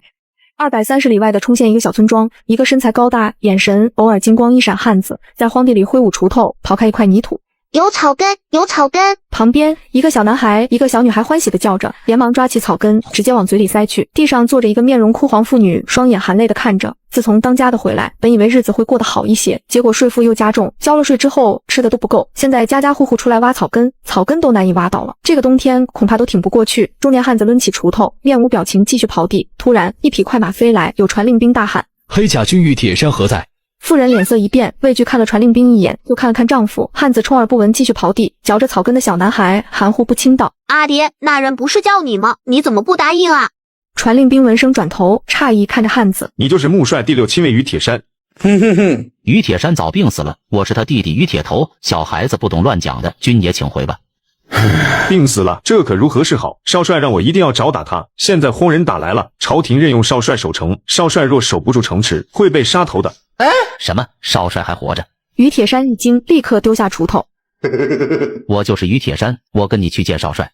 啊，你确定？传令兵一怔，心头发酸。穆帅第6亲卫，立下战功无数，一家人竟挖草根吃。此时面容枯黄妇女却一把拉住汉子：当家的，你又要去为朝廷打仗，你为朝廷打了10年仗，结果落到了什么？现在家里都断粮了，孤儿寡母都吃草根为生，你要是这一走，我和孩子就饿死了。于铁山张了张嘴，一脸的纠结，又不知该说什么。传令兵取下一个布兜：嫂子，别怕，军师提前都想到了，你们可能过得不好，让我们给每个黑甲军都带了100两银子安家费。汉子接过布兜，一看里面大小不一银子，含泪交给妇女：好好照顾孩子，少帅是穆帅的儿子，他有难处我不能不帮，我帮他打完这一仗就回来。捏着兜银子，妇女搂着2个孩子，泪水飞涌而出：当家的一定要活着回来，我和孩子都等着你。许多宝子都在问小说在哪里看，打开番茄搜索大业王者，第一个就是点开就可以免费观看。300里外的平县城，一个破烂烂的土地庙，一群乞丐缩在墙角晒着初冬的太阳，一群半大小子围着一个高大乞丐，抓着头上的狮子。长胜哥，你说你以前比大将军都厉害，怎么现在跟我们一起做叫花子？还有你讨饭都不会讨，见到老爷太太要说好听的，给人跪下祈求，人家才给吃的。你倒好，讨饭时像大爷一样。要不是我们帮你讨饭，你早饿死在街头了，还整天跟我们吹牛。一帮臭小子，要不是老子帮你们打断那些恶霸乞丐的腿，你们现在能美滋滋的全城讨饭。常胜叼着一根茅草翘着2郎腿。至于为什么来讨饭，因为讨饭什么都不用想，只要填饱肚子就行，太他娘的自在啊。那些将军见了我都要毕恭毕敬叫一句胜哥，我要是叫他们一句老弟，他们能开心半天。吹牛吹牛，你一个叫花子，大将军怎么可能叫你胜哥？我们不信。小乞丐叫嚣着，老乞丐在旁摇头，全都一脸不信模样。常胜微微一笑，闭上眼睛，仿佛又回到了当年。突然一声大喝响起：黑甲老兵何在？老十四！常胜弹了起来，看着骑高头大马的汉子，不由蹙起了眉头。骑士4丢过去一个布包。荒人攻破龙头关，朝廷启用了少帅，这是军师给的安家费，快随我一去九山郡，帮助少帅打败荒人。常胜惊喜无比，也不看布包里是什么，反手扔给一群乞丐，转身就走。少帅没事，我要去追水茶，安家费你们平分，老子要去帮少帅打荒人了。战马狂奔，载着常胜离去，很快没了身影。一群乞丐怔怔看着，等到人影消失，解开沉甸甸包袱。哇，银子，好多银子！常胜大哥果然不是凡人。那是常胜大哥说过，他是能和大将军称兄道弟的，怪不得常胜大哥武功那么厉害。这种情况在九山郡很多地方发生，传令兵一句黑甲老兵何在，少帅相招，便有人启程奔赴。有山贼丢掉当家位子，有掌柜的丢掉偌大店铺，有捕快甩下牛尾刀，更多的是百姓扔下了锄头，不为了朝廷，只为一句黑甲老兵何在，少帅相招。一个个解甲多年的汉子从九山郡四面八方奔赴郡城，这一去不知有几人能够归来，但谁也没有胆怯。荒人中军大帐，一张张密信放在桌子上，图南王一一浏览。这些密信大部分则是王渊消息。拿下里长捕快，灭了一个山寨，铲除了一户豪强，造出了香皂白糖，已经畅销各州城。仅凭10人勒索500-600山贼，并且全身而退，开创新学纲领，与大儒汪海天称兄道弟，打破杨家阻挠，购买到盐引，铸出3把削铁如泥神兵，可以吹毛断发，削铁如泥。发明了连弩，且发射速度极快，大业士兵以此守城。为提高大业收入，为大业朝廷连线两侧，一侧拆释方之墙，发展夜市经济，一侧摊丁入亩，官绅一体纳粮。一遍遍翻着这些密信，图南王双目晶亮，一脸惊叹莫名。父王，这个王渊的密信你已经看了10遍了，他值得你费这么多功夫注意吗？阿古察，此人是奇才，攻下九山郡之后，立刻带人拿下他，不准伤他分毫，只要他肯助你，为父100年之后，你能继承南王之位。他真有这么厉害吗？这密信上说的事情，涵盖了吏治、降造、兵法、经商、治国、治学，任何人做成一件都堪称人杰。此人之才以惊天伟地，得之可得天下。大叶弓弩最多能射300米，但本王身处600米外，如今五木已死，谁能杀得了本王？他们太年轻了。接上集，王渊重组黑甲军团，又打造70架床弩来保卫大叶山河。而此时，图南王已率领10万大军兵临城下，下令要血洗九山郡。剑叔，那个身穿虎皮铠甲的，就是图南王，瞄准他万箭齐发。众人调整好目标发射，下一刹那，3000根长枪一样巨弩破空呼啸而出，犹如现代版喀秋莎火炮，射程远，覆盖面积广。眨眼之间，到了荒人中军，找上了各自的目标。图南王抬头，便见一道寒光如闪电射来，直穿透明光铠，将他定在了战车上。这突如其来的变故，直接让荒人大军阵型大乱了。阿古察目赤欲裂，翻身冲上战车，看着被定在台子上图南王，有些手足无措道：“父王啊！”阿古察，大祭司没错，我在大雪中出生，也将在大雪中陨落。图南王脸上惊愕闪过，随即神情又释然。他怎么也没想到，那个小先生竟能制出如此强弩，眼神急切道：“快整顿兵马，杀入九山郡城！不要杀他，他要什么就给他什么，收了他的心，得他可得天下。”艰难说完最后一个字，图南王瞳孔扩散，脑袋垂了下来，鹅毛大雪洒落，扑的战车一片雪白。一代名将图南王陨落，阿古察一跃跳上战马。我要杀了他，我要替你报仇！荒人的儿郎们，为我们的王复仇，攻入九山郡屠城！10万荒人铁骑先惊后怒，全都拔出长刀仰天怒吼。图南王他们的战神竟被大叶贼人给射死了。这一刻，他们杀意滔天。许多宝子都在问小说在哪里看，打开番茄，搜索大叶王者，第一个就是点开就可以免费观看。大侄子，图南王被钉到战车上，巨弩那么大，他已经咽气了。王渊长出了一口气，一个趔趄靠在城墙上，传令兵狂奔传遍全军全城。好消息，图南王已死！天大的好消息，图南王已死！传令兵欢天喜地大叫，城上城下所有士兵随即爆发惊天欢呼。敢留下打这一仗，三弓床弩便是他的底牌之一。1000米在科技不发达的时代，可以称得上现代版大狙。只要有视力好的神射手，居高临下，想射杀谁就射杀谁。紧接着，一个个士兵反复上巨弩，瞄准荒人将领。冷兵器战场，将领十分好认，官职越大，铠甲越高级，看起来越威武明亮，简直是活靶子。70架床弩，一架配3支箭，一次就射出2800支箭，这简直现代版的喀秋莎，漫天箭雨而下，几乎没有落空。又有30个荒人将领殒命，继续发射弩箭，一时之间，上千名荒人骑兵犹如割麦子，一片片栽下了马。然而被复仇怒火冲昏头脑的阿古察，疯狂催动骑兵攻击，杀！攻破九山郡，屠城！那个指挥官，给我干掉他！简单。凭剑一操三弓床弩，发动一支弩箭，瞄准阿古察射出。然而卫兵一见小王爷有危险，立刻纵身挡在阿古察前面。阿古察目赤欲裂，这些是他的亲卫，也是他幼时的玩伴，更是他未来的班底，现在直接被巨弩射死。王爷小儿，小王要杀了你，将你碎尸万段。小王爷不能再往前冲了，他们的巨弩太厉害了。图南王被巨弩杀了，很多将领也都被射杀了。他要是再被巨弩射杀，士气便彻底垮了。到时候荒人就是群龙无首，会变成一盘散沙。带着父王的遗体，咱们撤回大隐，来日再战。阿古察双腿一架战马向后方逃去，看着敌军溃败，武林骑着高头大马率领100黑甲军乘胜追击。黑甲军神兵削铁如泥，荒人兵器一碰便断，这近身战还怎么打？其余荒人士兵也是肝胆俱裂，斗志完全丧失了，四散逃跑。武林直奔阿古察追去，势必要把图南王的尸体抢到手，这样才能最大限度打击荒人士气。小王爷，丢掉老王爷遗体吧，不然我们这样逃不掉的。看着队伍越来越少，城墙上巨弩连连射击，后面又有黑甲军狂追不舍，荒人士气完全崩溃。阿古察眼中闪过一阵挣扎，最终掏出怀中遗体。父王，儿子不孝，对不起你了，但你老放心，我一定攻破九山郡，夺回你的遗体，为你报仇雪恨。武林纵马奔驰而过，一枪挑起图南王遗体，举在了半空中。他们的王被少帅犹如死狗一样挑在了半空中，这让许多荒人士兵想起曾经被黑甲军杀得丢盔弃甲记忆。这一刻，他们真的怕了。许多荒人士兵直接跳下马，趴在地上投降。这一战，无论是巨弩、利剑，还是削铁如泥神兵，都让他们陷入了绝望，彻底的失去了斗志。降者不杀，降者不杀，降者不杀，降者不杀。战争很快结束了，城中剩余士兵出来打扫战场，看着战场，全都难以置信。荒人不仅尸首遍地，并且还有上万人投降。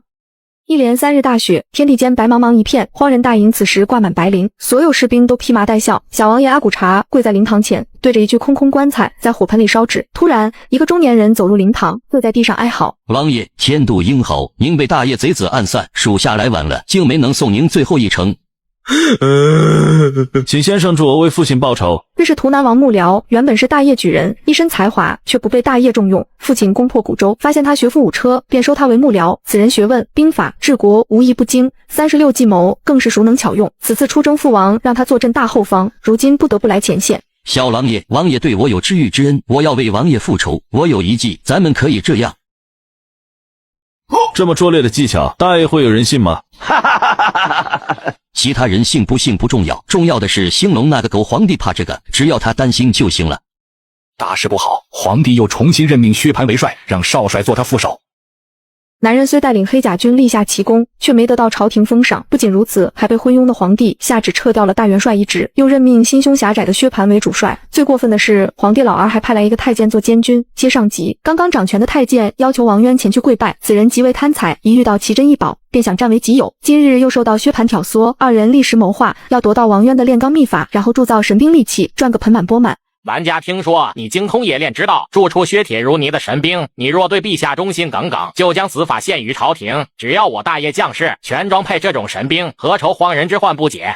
这法子简单，只要你找到天外陨铁，在焦煤中冶炼3年，再配合9种金铁，以百战将士之血撒入文墨开封，再以雷火淬炼，就能得到削铁如泥神兵。一旁薛蟠气炸了，他花了15000两黄金，本以为买的神兵世上只有3把，哪知道大战一起，上百个黑甲老兵人手一把削铁如泥神兵。哼，你胡说，黑甲老兵有上百把，要都是天外陨铁冶炼的，最起码要100多年的。还有你没想到我这么快翻身吧？哎呦！翻身未必是好事，王八翻身4脚朝天，难受着呢。大胆，我现在是义军主帅，你敢这样跟我说话？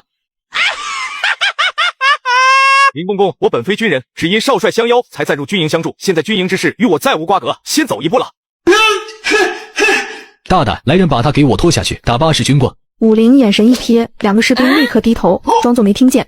反了，敢不听主帅命令？黄浩，你带人给我拿下王渊。黄浩捂着肚子，借着屎尿遁一溜烟窜了。许多将士怒火冲上顶门，若无军师，他们还在荒人铁蹄下整日战战兢兢呢。现在打了大胜仗，朝廷不仅不给军师奖赏，反而把他逼走了。王渊心头冷笑，荒人危机并未解除，如今朝廷派林朝恩这种人来，又让薛蟠这种勋贵重掌帅位，让他对大业彻底失去信心，也懒得再为去卖命。王渊被逼走后，为削弱武林力量，薛蟠以主帅身份下令，没有军籍的人不准进入军营，近100位黑甲老兵也被迫离开，10万荒人铁骑围城，他们不顾凶险赶来驰援，刚拼死打了场胜仗，便被赶出了军营。黑甲老兵气坏了，许多宝子都在问小说在哪里看，打开番茄搜索大业王者，第一个就是点开就可以免费观看。监军林朝恩一言不发看着，任凭薛蟠倒行逆施。好了，别丢人现眼了，你是主帅全营，没人听你的，你平时怎么统兵的？你放心，我立刻去调一支听令的兵来。薛蟠拿着印信离开中军大帐，前往北营启用降兵，不顾武林一群人阻拦，放出龙头关败兵，令其重新披甲。先生，天助我也！大业皇帝撤掉武林，撵走军师，弄得士气低落。纨绔的薛蟠竟然还放了我们的降兵，这正是我们的机会，让黑营卫通知降兵，我们里应外合攻破九山郡。林公公，有一件事你必须阻止薛蟠，龙头关回来的降兵不可用，败兵中很多人被荒人给威逼叛变了。王渊开诉仇大会，封闭洗脑大半个月，揪出了4500人降兵，至于还有没有不知道。但薛蟠为了对抗他，直接让1万多降兵全部重新披甲，很多还派去守城，一旦有了差错，后果不堪设想。林朝恩，你是不是还记恨当年我父亲打你30军棍，想在我身上给找回来？武穆当年为了立威，竟然打了咱家30金棍，这是奇耻大辱，咱家自然要报回来。好，父债子偿，你要报仇我武陵接着就是。但是这些降兵若然被荒人利用，九山郡城会被攻破。这是简单，将他们全部诱到瓮城中，利用弓弩射杀了。不行，那可是1万多人，其中有很多大业士兵并未投靠荒人，怎能下此毒手？宁错杀1万，也不放过一人。来人，调集4大参将，让他们整齐兵马，准备好弓弩，随咱家去城楼。北营一个帐篷里，10多个降兵聚拢，满面的愁容。你们说，军师少帅下来了，朝廷还能赦免咱们吗？他们现在下来自身都难保，更别提我们了。听说军师都被赶出军营，金牌令箭都被收走了。我们是免不了罪的，要不然还等荒人干吧？他们今天联系我了。混账！你还想跟荒人干？忘了我们跟荒人的血海深仇。此时突然有传令兵走来发号施令，集合，不用穿铠甲，不用带刀枪，穿便装就行了，去帮忙搬一批军粮。此话一出，许多士兵心中升起疑虑，私下交头接耳。搬军粮都是白天，夜里搬什么军粮？你们到底想干什么？为什么营外有那么多披甲士兵，还拿着弓弩，一脸杀气？不让穿铠甲是方便射杀我们吗？有机灵士兵却感觉不对劲，立刻披甲持刀。这一叫炸开了天，许多士兵披甲持刀堵住了营门，近万士兵目赤欲裂，准备拼死一战。营外，林朝恩脸色铁青，杀机凛然的一挥手，一群士兵推出了3弓床弩。床弩都搬出来了，不是搬军粮，你们是想杀我们？不，你们不能杀我，我主动跟军师坦白了，我不服，我要见军师。军师被他们弄下去了，咱们跟他们拼了。许多士兵堵住大营门，一个个拔出了长刀。死太监，你个没种的玩意！军师说放了吗我，你却要杀我们！林朝恩白眉抖动，眼中杀机四溢，举起金牌令箭发号施令。3个参将不知道如何是好，但监军大人出金牌令箭了，连少帅也被暂且羁押，谁敢不从，便是抗旨。此时1里外，幕僚周百段捋着胡须，一副运筹帷幄、决胜千里之外样子。备好兵马的阿骨茶下令：起兵，拿下九山郡，都回图南王一体。在夜幕掩护下，荒人步兵、骑兵涌向了九山郡城。公公，不好了！降兵尤为叛变，荒人大军入城了。黄浩将军率兵抵抗，特派我求援。荒人杀入城中，林朝恩面色大变，随即骑马出城。郑法北一脸疑惑：公公，你要弃城而逃？啊，对，郑将军，不是咱家弃城而逃，而是武陵和王渊引荒人入城。临阵脱逃也没什么，反正城池失守的替罪羊已经找好了，只要逃出城去，立刻给朝廷说是武陵和王渊弄得城池失守，真是阉人误国。刚来1天就弄成这个样子，看着这个死太监逃跑，郑法北豁然转身，点了2个士兵：我郑法北死战不退，与九山郡城共存亡，你们快去请少帅和军师前来出谋献策。接上集，武陵被迫交出军权，太监又撵走王渊和黑甲军，城中兵力空虚。敌人得到消息后，趁机攻破九山郡，主帅薛蟠、监军林超恩贪生怕死，临阵脱逃。而此时敌人的先锋军都是重步兵，装备精良，大叶士兵根本抵挡不住。正当2位参将绝望之时，突然后方响起大地震，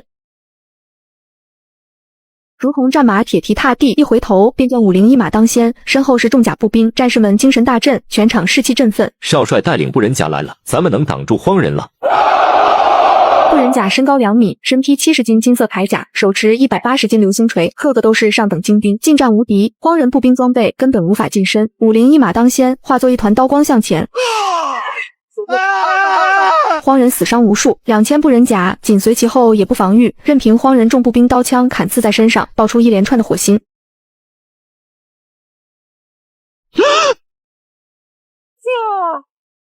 下一刻，他们流星锤落下，砸在荒人重步兵身上，数不清荒人兵倒地。有步人甲这股生力军，硬生生将荒人重步兵压回第3个街口。荒人不断增兵，但街道只有3丈宽，能上来人手有限，荒人完全被武陵压着打，根本难越雷池一步。然而下一刻，荒人头领双手向两边一挥，荒人士兵分出2队，向两边分流而去。你们分成4波，转到十字街背面街道，捉拿准备逃跑的荒人，把街口堵住。1000多士兵虽不知王渊要做什么，不过见王渊说的煞有其事，好似还有什么布局，仍毫不犹豫听令，立刻分成4波，绕到了2条街道背后。十字街两边房子里全装满了大量干柴易燃之物，离城门最近2侧屋子是火油。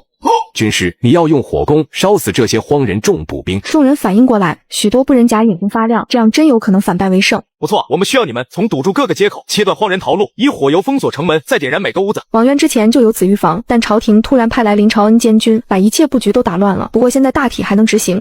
许多宝子都在问小说在哪里看，打开番茄，搜索大业王者，第一个就是点开就可以免费观看。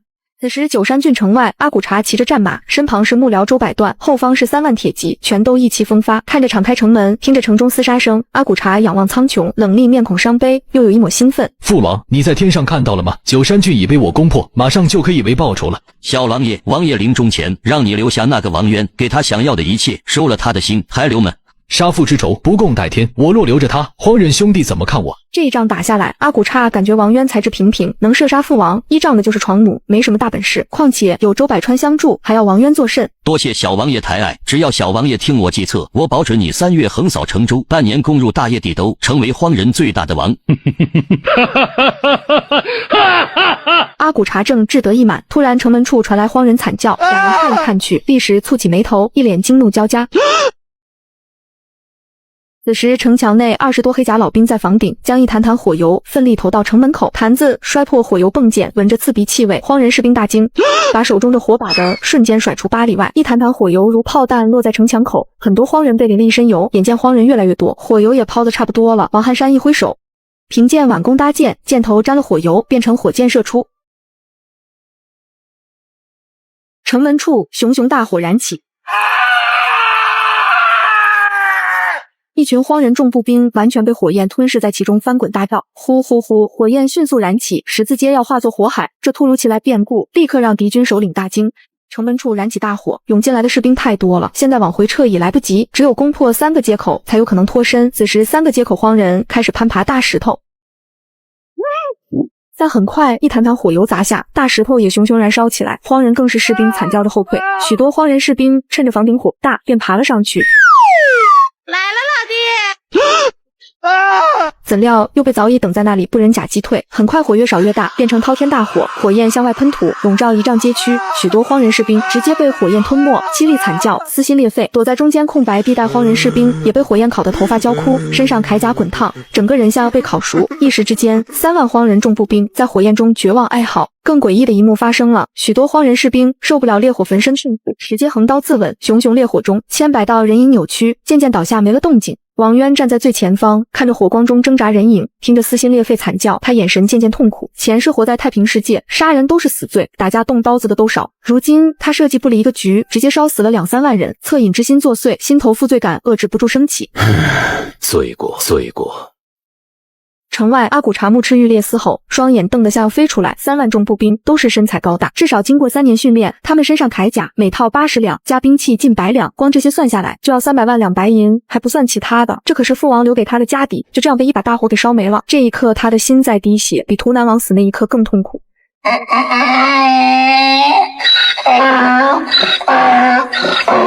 小狼爷，这又是那小子的毒计，他用宿仇大会说服了降兵再次背叛我们，大业降兵全是他们的诱饵，我们中计了。降将牛威想骂人，扯着喉咙大叫，不是的，小王爷，我真的诚心投降，我不知道他有这毒计啊，这火攻跟我们没关系啊，我不是诱饵。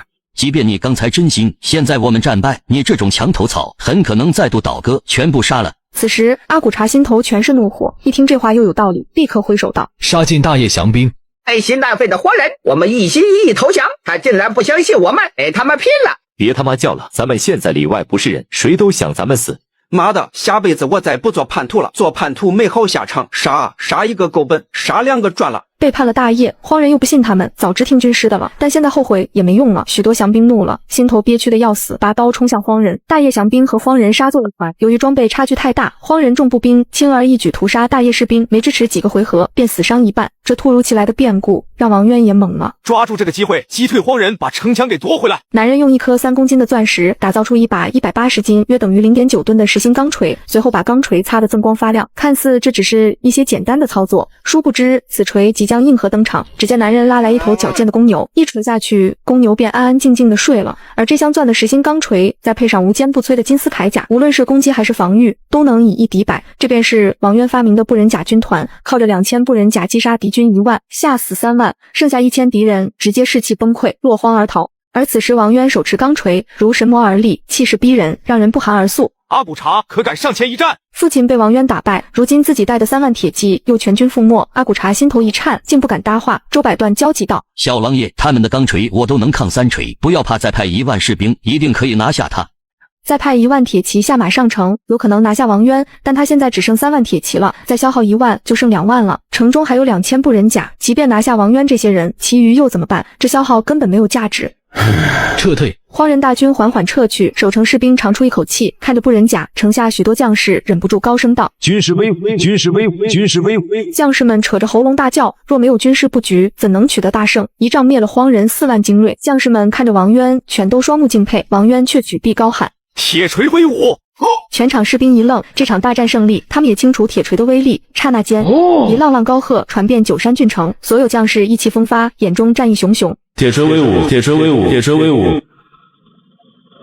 看着武林，又看士气振奋士兵，王渊随即招了招手，一个参将围过来，他沉声道：让将士们白天赶紧休息，夜里我带他们解决剩余荒人。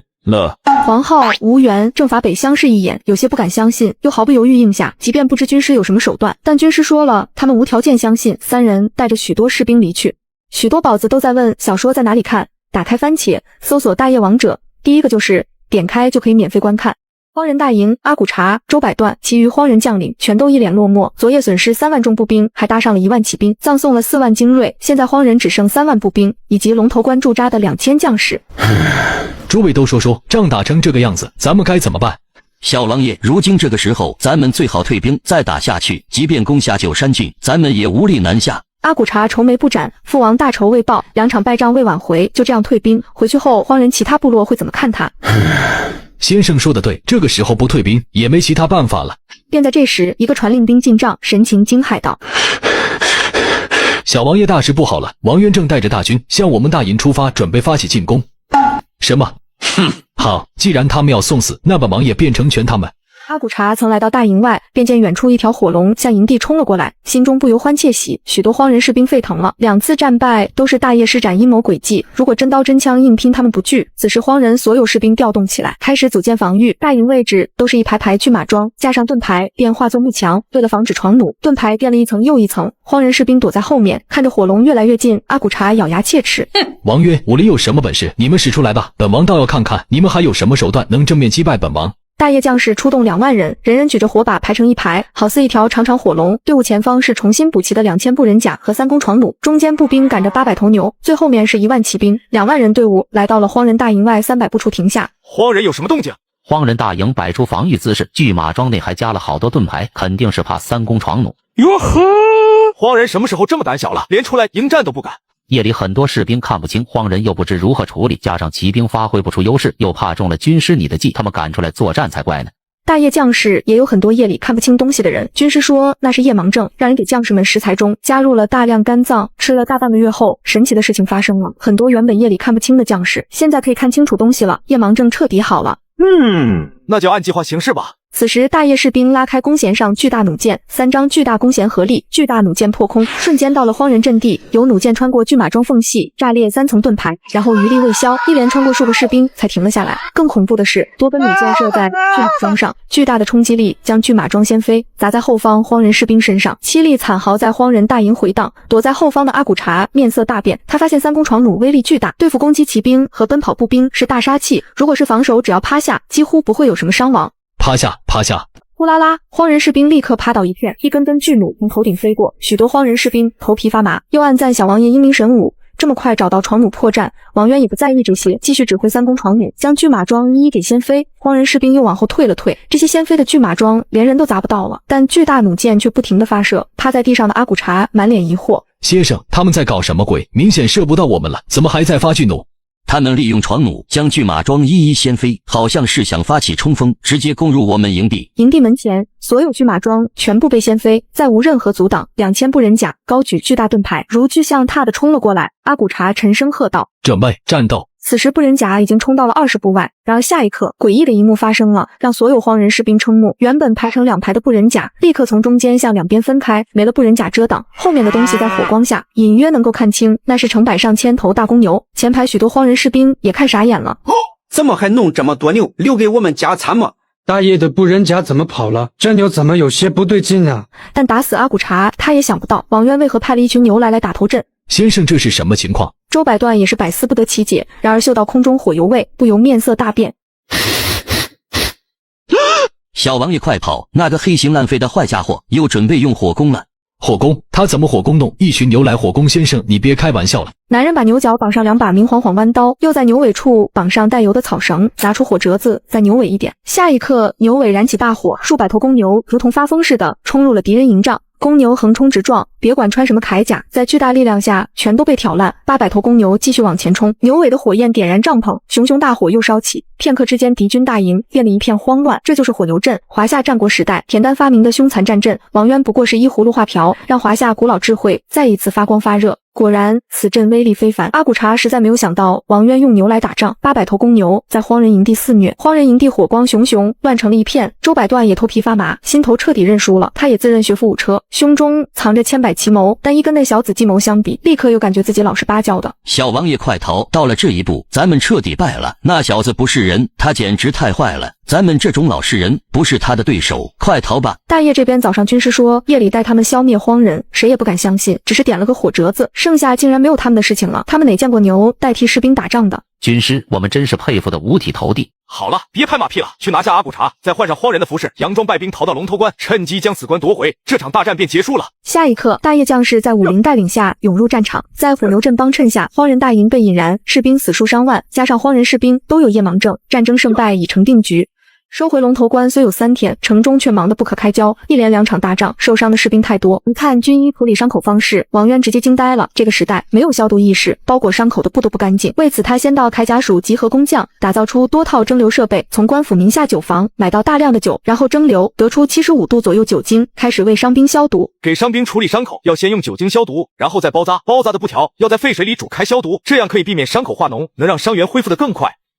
酒精消毒发炎。军医们全都一头没雾水，没人听得懂这是什么意思。一个比较年轻大夫站出来道：军师，什么是消毒？许多宝子都在问小说在哪里看，打开番茄搜索大业王者，第一个就是点开就可以免费观看。有一些我们看不见的东西，它们比阳光下的尘埃还小，刀上纱布上都有，它们就是伤口会腐烂的原因。只要用酒精清洗伤口，包裹伤口的布也用沸水煮过，可以杀死这些微小东西，伤口愈合会加快。比灰尘还小的东西，既然人眼看不见，军师你又是怎么发现的？我家祖上9代行医，怎么没有听过这种说法？微生物、细菌的概念很难被这个时代的人接受，只有等制造出玻璃，再造出显微镜，才能让人信服。将来若还有机会，我会告诉你怎么发现的。不过现在你们要照我说的做，这是军令。一群军医也低头应声，很快去准备干净包扎布，酒精消毒开始。伤兵营中3寸长的伤口直接包扎，凄厉惨遭，其此彼伏。凡是伤口太长不易愈合的那种，统统要用酒精消毒，再用消毒的针、羊肠线把伤口像缝衣服一样缝起来，这样伤口愈合的才会快一些。什么？一众军医吓傻了，把人的肉像缝衣服一样缝起来，这不等伤口愈合，人就会疼死了，这不是胡来吗？军师大人，这种治疗方法小人从未听过。一针缝肉，没几个士兵受得了其中痛苦的。那你们想办法，要么将伤兵打晕，要么将伤兵迷晕，总之消毒缝合，伤兵会好得快一些。不然这种大伤口就这么简单包扎一下，他们有多少活过来的？一群军医低头，别说大伤口了，便是小伤口的，很多伤兵都因此送命。为了能早日康复，一个士兵咬牙大叫：我相信军师，军师不会害我们，先来缝我的伤口吧，我能忍着。记住，伤口的腐肉一定要刮干净，还要想办法给他们止血，血流多了人会死的。还有断了的手筋、脚筋也要接起来，不然伤口愈合后人也会变成残废。许多手脚受伤士兵一听，颓废的眼神变得充满希望。一般手脚中刀受伤，手筋脚筋都被砍断，变成残废，即便伤口愈合后，也没劲干不了重活，无法养家糊口，等于一辈子完了。现在听军师说断的手筋脚筋还能接，立刻感觉有希望了。接手筋、脚筋，军师这也太难了吧？我们没接过手筋、脚筋，连他们什么样子都没见过，怎么接啊？没见过不会学吗？画了些记忆中的小巧手术刀，王渊送到了铠甲署。器械收到图纸后，开始连着打造手术刀。5天后，王渊一直泡在伤兵营，关注伤兵情况，有酒精消毒包扎布、羊肠线缝合，尝试阶段筋，伤兵恢复率大增。王渊这套治疗外伤方法，间接提高了军队战斗力。这个是血管，血液流通的管道。人的血型有好几种，相同的血型可以输血，不过需要特殊工具。回头我看看能不能造出来检测血型、输血的东西。这个是心，为身体动力运送血液的；这个是肝，负责解毒，切掉一块也能长出来。这个是阑尾，有时人这里很疼，疼得打滚，便是阑尾发炎化脓了。只要划开肚子，把阑尾切掉，再把伤口缝上，人就能活过来。只要消毒好，能够输血或少流血，一定能活的。记住，手术前后都要用酒精洗手，这对伤者负责不说，也免得脏东西感染自己。该交的都交了，以后我就不来了，剩余的你们自行摸索。开肠破肚人还能活，一众军医有些难以置信。王渊准备离开时候，一名军医追了出来，跪在地上：军师，我想拜你为师，学习你的医术。我懂得这点外科知识，全都交给你们了，一点都没隐瞒，剩余的只能靠你们摸索了。军师你学究天人，这么短几天时间，我怎么可能学完军师你的医术？莫非军师嫌弃我是医护，身份卑微低贱，不配做军师你的弟子？你要记住，医师救死扶伤，这是最崇高的职业，只要不赚黑心钱，你们就是最伟大的，没人比得上你，以后不准自轻自贱。谢军师传道，我一定会好好研究外科，将军师你的医术发扬光大。一辆辆华美马车停在魏家别院前，经营盐业的杨家，贩卖粮食的许家，批发糖业的赵家，售卖茶叶的魏家，倒卖布绢的董家。九山郡5大郡望，也是郡城财力势力最大的5家。此刻5家懊恼，荒人攻破龙头关，他们贱卖产业，遣散奴仆，举家南迁。结果没跑2天，又有消息惊天逆转，荒人大败，龙头关收复。这一连串反转把他们绕迷糊了，不知道仗是怎么打的。既然不打仗了，他们自然要回来操持老本行赚钱，各自庄园、店铺、田地、产业必须要拿回来。但买他们产业的女子非要按市价来卖，这让他们接受不了了。毕竟当初是贱买，按照市价买回，至少翻40-50倍。单独施压无果，他们决定联合起来给那女子施压。我派人打听清楚了，买我们资产的胡梦莹，她跟王渊是一起的。她本是富县胡家大小姐，现在做了王渊的姘头，替她出面捡了个便宜。咱们这次去，直接拿王渊开刀，不跟他废话了。5人进入魏家别院，一起来到了会客厅。魏家家主看着这个别院，心底有些不是滋味。这个别院是他家的，原本价值1万两左右，抛售时只卖了200两银子，还是租房的王渊买的。毕竟当时那种情况，谁还买房，谁就是傻子，根本没想过能打赢。诸位，我已经说过了，你们的家产只要按照市面价钱，随时可以买回去，低于市面价格免谈。市面价钱我们不会出的，胡小姐要卖，我们最多给3倍，否则就不必再谈了，我们也不会客气了。你们想干什么？上次郡王还出5倍价钱，今天竟然只出3倍，还很强势威胁。我不跟女人谈事情，你让背后的王渊出来吧，我知道你在替他做事，他一刻钟不来，后果自负。这些曾经逃跑的富商又回来做生意，想用白菜的价格再把房产地契买回去，天下的好处他们都想占，却又不想付出，这便是商人本性，有小利而无大义。而此时5大郡王联合施压恐吓王渊，我们最多给3两银子，如果你不同意，我们也不会客气了，一切后果你自负。那我倒要看看你们5大郡王让我承受什么后果。4大家主目光聚在王渊身上，愤怒又轻蔑，一个泥腿子竟敢拿捏5大郡王，丝毫不给面子。4大家主也是一副咄咄逼人表情。杨万里冷笑，王爷，我也不给你废话，我们只出3倍价钱，便要买回我们的资产，就问你同不同意？你要是来说这些废话的，那现在就可以滚了。荒人兵临城下，他抄底房产也冒了很大风险。荒人攻城那一刻，几乎认为那些银子全部要打水漂了。若非自己献策，又有将士们拼死用命，哪还会有今天？杨万里眸子一沉，你现在敢跟我们5大郡王扳手腕，无非就是2个靠山，一个是同知严复古，一个是军中的少帅。先说严复古，你真以为他能够保你多久？他现在虽是九山郡同知，但信不信只要他帮你跟我们叫板，不出1个月，他就要卷铺盖走人。你还真是个大聪明。一地豪强郡王对付合不来县令知府，都是花钱帮其买官，将其调到其他地方，这是常规操作。上次他为了买盐引，就拿买官下过盐运使周成，大业如今吏治败坏，买官业务盛行，早已不是秘密。杨万里两手一摊，一脸得意道：哈哈哈，不错，一个知府的缺，最多3万两银子，我们5家凑一凑，一家也不过6000两，扳倒你的后台，你说我们干不干呢？干，怎么不干？拔掉一颗眼中钉，别说花6000两银子，就是花6万两银子，那也是值得的。4大家主挺着大肚子，全都财大气粗样子。我相信你们能花钱给严复古升官，将他调走。那少帅，军中其他将领呢？少拿少帅压我，上次他打了大胜仗，朝廷却降他为副帅，足以说明朝廷对他的态度。若我所料不错，不日朝廷必有旨意，调他离开九山郡。即便不调走，他敢为你撑腰，我们立刻找人参他，指使手下大肆敛财，图谋不轨。你说朝廷还会不会让他留下？王渊脸色一变，真没想到此等人竟然如此恶毒。以朝廷对武林的猜忌，只要有人这样参他，必然会被处理。一旁胡梦莹蹙眉担忧，的确在大业，文人比武人权力大，武人在文人面前很没地位，这也是他一直想鼓励王渊去考科举做官的原因。小子，我们给你出2倍价钱，快些将资产还回来。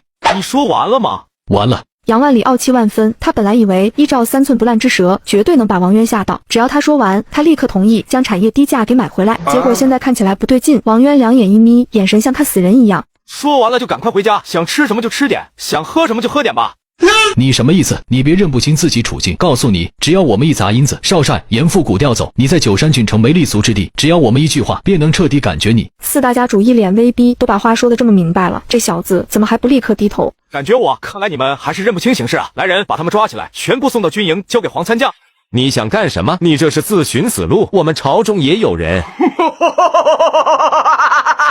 我以为你这泥腿子有什么手段，原来想这样恐吓我们，你这是自寻死路。5大郡王哪个朝中没点人？只要联合起来，甚至可上达天听。别说军营不敢关押他们，即便敢关押他们，也能翻盘。我知道你们在想什么，但你们知不知道图南王攻占龙头关时放了5000降兵回来？那些降兵反水，是因为城中有大业叛徒。最近我们抓了一些，从他们口中审出了不少叛徒的消息。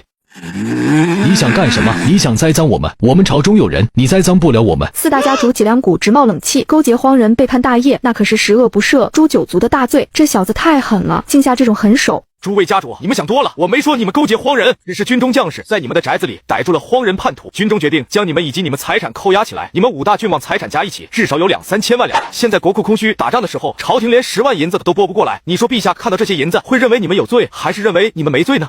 四大家主一听，直接蹲在地上，浑身颤抖起来。朝廷可不是讲对错的地方，有这么大一笔银子入账，还有名正言顺的理由，陛下怎么会放过他们？到时候御笔一批诛九族，财产充公。杨万里想到这里面色煞白，但摇头大叫道：“我不信，我不信！军中将领都会听你的，会这样配合你对付我们。”压着杨万里的长胜，反手2个巴掌抽下去。直娘贼，信不信你们马上就知道了。你以为这场仗谁打赢的？没有军师设计的3攻闯弩，射死图南王，弄得宿仇大会，蛊神说服上万叛兵，火烧3万荒人重步兵，布下火牛阵。你以为你们现在能回九山郡？回来就回来，还敢找军师麻烦，简直活腻歪了！信不信你们刚才说的那些话，只要让军中将士知道，他们会一起来刮了你这孙子。听这话里的意思，大败荒人10万铁骑，都是王渊的功劳。长胜又是2个大嘴巴，拎着杨万里便走。四大家主看得战战兢兢，扑通扑通砰砰砰，四大家主腿一软，跪在地上磕头，面色煞白祈求：“军师，我错了，我按照你说的价钱赎回我的资产。”简直，我是被杨万里鼓动的，我早想按你说的买回资产，求你给我一个机会吧。军师，给我们一个机会，以后魏家为你马首是瞻。赎回资产的事情，你们跟胡小姐谈。不过有句话，我希望你们记住，过几天我就要回富县了，九山郡以后应该不来了。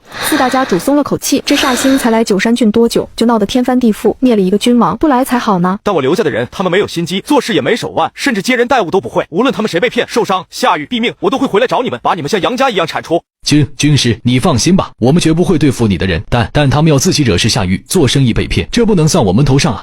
那我不管，反正只要他们出事，我就回来找你们四家。所以你们要动动脑筋，想想怎么才能让他们不要让我的人受伤害。次日，众人来到郎县一线天地盘，马车里胡梦莹一颗心7上8下。上次劫持了一线天2当家红叶，勒索了2800两黄金。现在这帮山贼肯定恨不得将王渊大卸8块。车队进入一线天，一个眼尖山贼道：“大家快看，那个小子不是上次绑了2当家，又勒索了咱们黄金的小子吗？”就是那小子，他化成灰我也认识，连山贼的钱都抢，真他娘的坏透了！还敢大摇大摆，招摇过市，分明没把我们一线天放在眼里。不过他人更多了。人多有我们多吗？更何况为了对付他们，2当家早有准备了哦，快去通知2当家哦！一众山贼眼睛放光，有人打着口哨向山上传音，拎着2个斧头的下山虎直接懵了，心头忍不住哀嚎起来。先生啊先生，你回来就回来，为什么招摇过市？难道不知道2当家天天晚上恨你恨得都睡不着觉？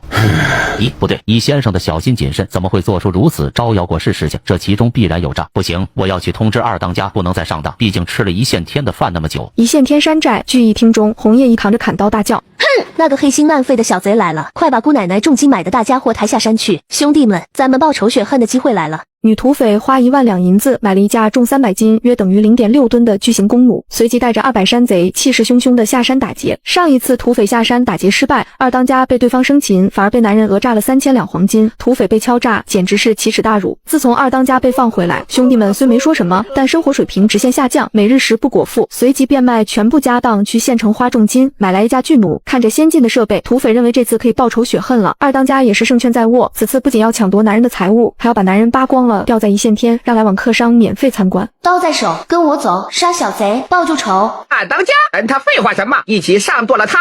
妈的，从没遇到敢抢劫咱山贼的，不办了他还怎么混？弄死他，找回一线天的场子！哼，无耻小贼，你还知道回来？姑奶奶等你1个多月了。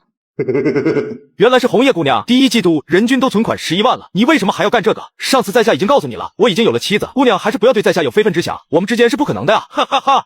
听出话里调侃，黑甲老兵、退伍老兵哈哈坏笑，一众山贼目赤欲裂。都这个时候了，这小贼还敢调戏他们2当家，简直是该杀呀！红叶羞怒交加。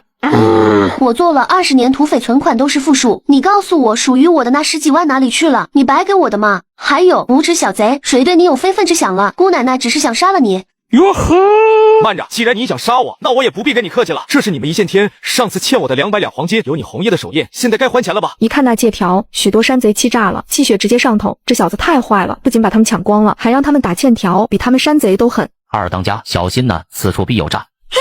能有什么诈？你莫非发现了那小贼的阴谋诡计？还没有，但是2当家你想啊，他那么小心谨慎的人，现在又路过一线天，还敢骑高头大马招摇过市，岂会没有一点准备？我怀疑他已经布好了局，正等我们上钩呢。那姑奶奶更要看看他准备了什么阴谋诡计，能挡不挡得住我这个大家伙？一指4个山贼抬着的东西，红叶显得底气十足，一众山贼也斗志昂扬，他们清楚这玩意的威力巨大。二当家凡是咱们能想到的，他已经提前想到了，没准在那挖坑等咱们呢。咱们是山贼呀，跟读书人玩脑子玩不过的，咱们挣点钱也不容易，别弄不好再搭进去了。闭嘴！再说姑奶奶一刀砍了你，没出息的玩意。要不咱们等大当家一起，这样把握会大一点。可以，我先拦住那小贼，省得他逃跑了。你去通知我大哥回来与我会合。二当家，你可千万别轻举妄动啊！一定要等我和大当家回来啊，他绝对有诈。滚！哼，小贼，还钱可以，姑奶奶还犯不着赖你那一点钱。黄金在山上，有胆子跟我上山上拿啊！胸大无脑女山贼，你这样就没意思了，竟然对我使计，还想诓骗我上山。无耻小贼，不跟你说这些废话了。你今天大摇大摆，起码过我们一线天，肯定准备好了阴谋诡计，拿出来吧。你把王某想得太坏了，王某是个读书人，从不使用什么阴谋诡计。倒是红叶姑娘你，今天一副胜券在握样子，肯定准备了什么手段，不妨拿出来吧。一纸红布盖着的东西，红叶一脸胜券在握。小贼，你还挺聪明的，这是姑奶奶为你准备的杀手锏，就怕你承受不起。正好王某也有一个杀手锏，也怕红叶姑娘承受不起。大胡、黑甲老兵全都嘿嘿笑立了起来，一群山贼还跟军师玩阴谋诡计，咋想的？那姑奶奶倒要看看是你的杀手锏厉害，还是姑奶奶的厉害。红叶挥手，山贼掀起红布，一架巨弩架在了山头，30个山贼开始合力，费力的一点点拉开巨弩大弓弦，其余山贼意气风发。这巨弩是打仗用的大杀器，可花1000两银子才买到。此时红叶更是一脸得意。小贼，怎么样？我这巨弩可发射300步，咱们现在相距100步，我要杀你易如反掌。你不是有盾牌吗？再拿出挡在前面啊！姑奶奶一下子将你连人带盾射穿。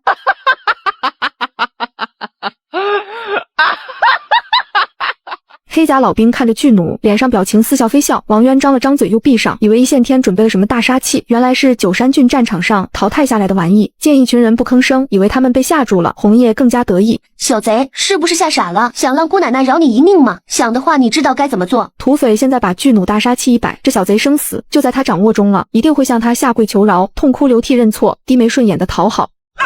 给我们二当家跪下磕头，快交出抢我们的黄金，交出大当家的压寨夫人。好，很好，来而不往非礼也，让红叶姑娘也看看咱们的大杀器。王渊微微一笑，后方一架马车里，一架3弓床弩显现，并且拉开了弓弦，填上巨弩。红叶虽不认识床弩，但本能感到一阵恐惧，一根如枪一样大的巨箭腹黑之笑射在了他们的巨弩上。土匪1万2买的巨弩直接被撕裂，众山贼瞠目结舌，这威力比他们的巨弩威力大多了。王渊轻笑，不好意思，红叶姑娘，弄坏了你的杀手锏。你混账！你有巨弩又怎样？我们现在200-300人，打你们50-60人，不是轻而易举吗？兄弟们，给我拿下那小贼，我要抓活的！兄弟们，给我拿下红叶姑娘，我也要抓活的！黑甲老兵一马当先扑出，他们配的全是唐刀，打荒人铁骑他们唯唯诺诺，打这些山贼则重拳出击，咔嚓。兵器碰撞，山贼的刀立刻就断了，人也被砍死。冲在前面的几个黑甲老兵比红叶厉害好多，山贼与黑甲兵一比，简直是百战精锐与乌合之众的区别，一个照面就被砍到1/5，根本没有招架之地。后面山贼肝胆俱裂，直接掉头便跑，士气当场就崩了。有些山贼还算有良心，跑时还不忘记教导大当家，这些人太厉害了，黄金可护啊！下山虎说的不错，这小贼果然有诈，挖好坑了等我跳。红叶一跺脚，也转身就逃，不逃肯定落到小贼手中。老13穷追不舍，只用1刻钟便将红叶抓了回来，丢在王渊面前。山水有相逢，二当家又见面了。哼，无耻小贼，姑奶奶认栽，但你也别得意，我哥哥武曌侯回来了，他最疼我了，你要敢动我一根毫毛，他一定不会放过你的。既然你哥哥那么疼你，就拿你来做诱饵了。你红叶气血上冲，胸膛剧烈起伏，简直要气炸了。这一刻，他感觉这世上没有人比这小贼更坏了。来人啊，将红叶姑娘吊起来，再通知山贼，半个时辰武曌侯不来，他就等着给红叶收尸。黑甲老兵瞠目结舌，王渊这也太不懂得怜香惜玉了，这么美的女人竟然能忍心吊起来。很快，红叶被吊在路旁一棵树上，黑甲老兵向山里喊话。大山深处，武曌侯带着新收的山贼，一群弟兄们在山中打猎，下山虎跟在后面苦口婆心劝道：大当家，咱们快点回去吧，不然二当家会出事的。王渊先生回来了。小虎，你这就错了，山上有200-300弟兄，红叶又买了威力极大的巨弩，拿下那小子轻而易举。正说着，急促口哨声传来，全场所有人面色一变，这种口哨代表出大事了，一连2声是二当家出事了。不好，红叶出事了，快回去！男人把女土匪吊在树上荡秋千，看着左右摇摆的土匪，男人嘴里却念起了惩罚口诀：11得1， 12得2， 13得6， 15 15， 37 28， 49 63， 99 86。心事重重的王渊遥望苍茫群山，看着一旁吊在树上的女土匪，心里泛起了嘀咕。一线天作为九山郡和富县的咽喉要道，必须要拿下，否则以后运盐行商都会受到一线天山贼牵制。这次必须彻底降服这伙山贼，至于怎么能以最小的代价拿下一线天，成了一大难题。而此时一线天的大当家得知妹妹被绑架后，愤怒无比，带领众人来到一处山洞，里面摆满铠甲、弓箭、刀枪，还有一辆霸气十足的四脚兽。山贼们看到后都惊呆了。耶，我的梦中情车来吧，长城！都别愣着了，赶快穿上铠甲，拿上弓箭，跟老子下山去救我妹妹，日后一人送你们一辆长城炮。这是他劫到10年攒下的家底，原本准备干大事用，现在妹妹出事了，对方又是狠茬子，不得不亮出家底。300人武装完毕，全部披上了铠甲，换上了弓箭，崩溃的士气也恢复，一个个好似吃了雄心豹子胆。这突如其来变化，直接让下山虎给看傻眼了。大当家，先生抓了二当家，还敢留在山脚下等你，肯定已经挖好了坑，正等着你往里跳呢，千万不能去啊！哼，滚开！你特娘的能不能说点好听的？老子这样还会怕那小贼？老子这就去拿下他！替红叶出了这口恶气，太欺负人了，一连绑了我妹妹2次，老子跟他没完！一脚将下山虎踹飞，武丈侯拖着长枪冲下山寨，有铠甲、弓箭壮胆的山贼杀气腾腾地朝山下涌去。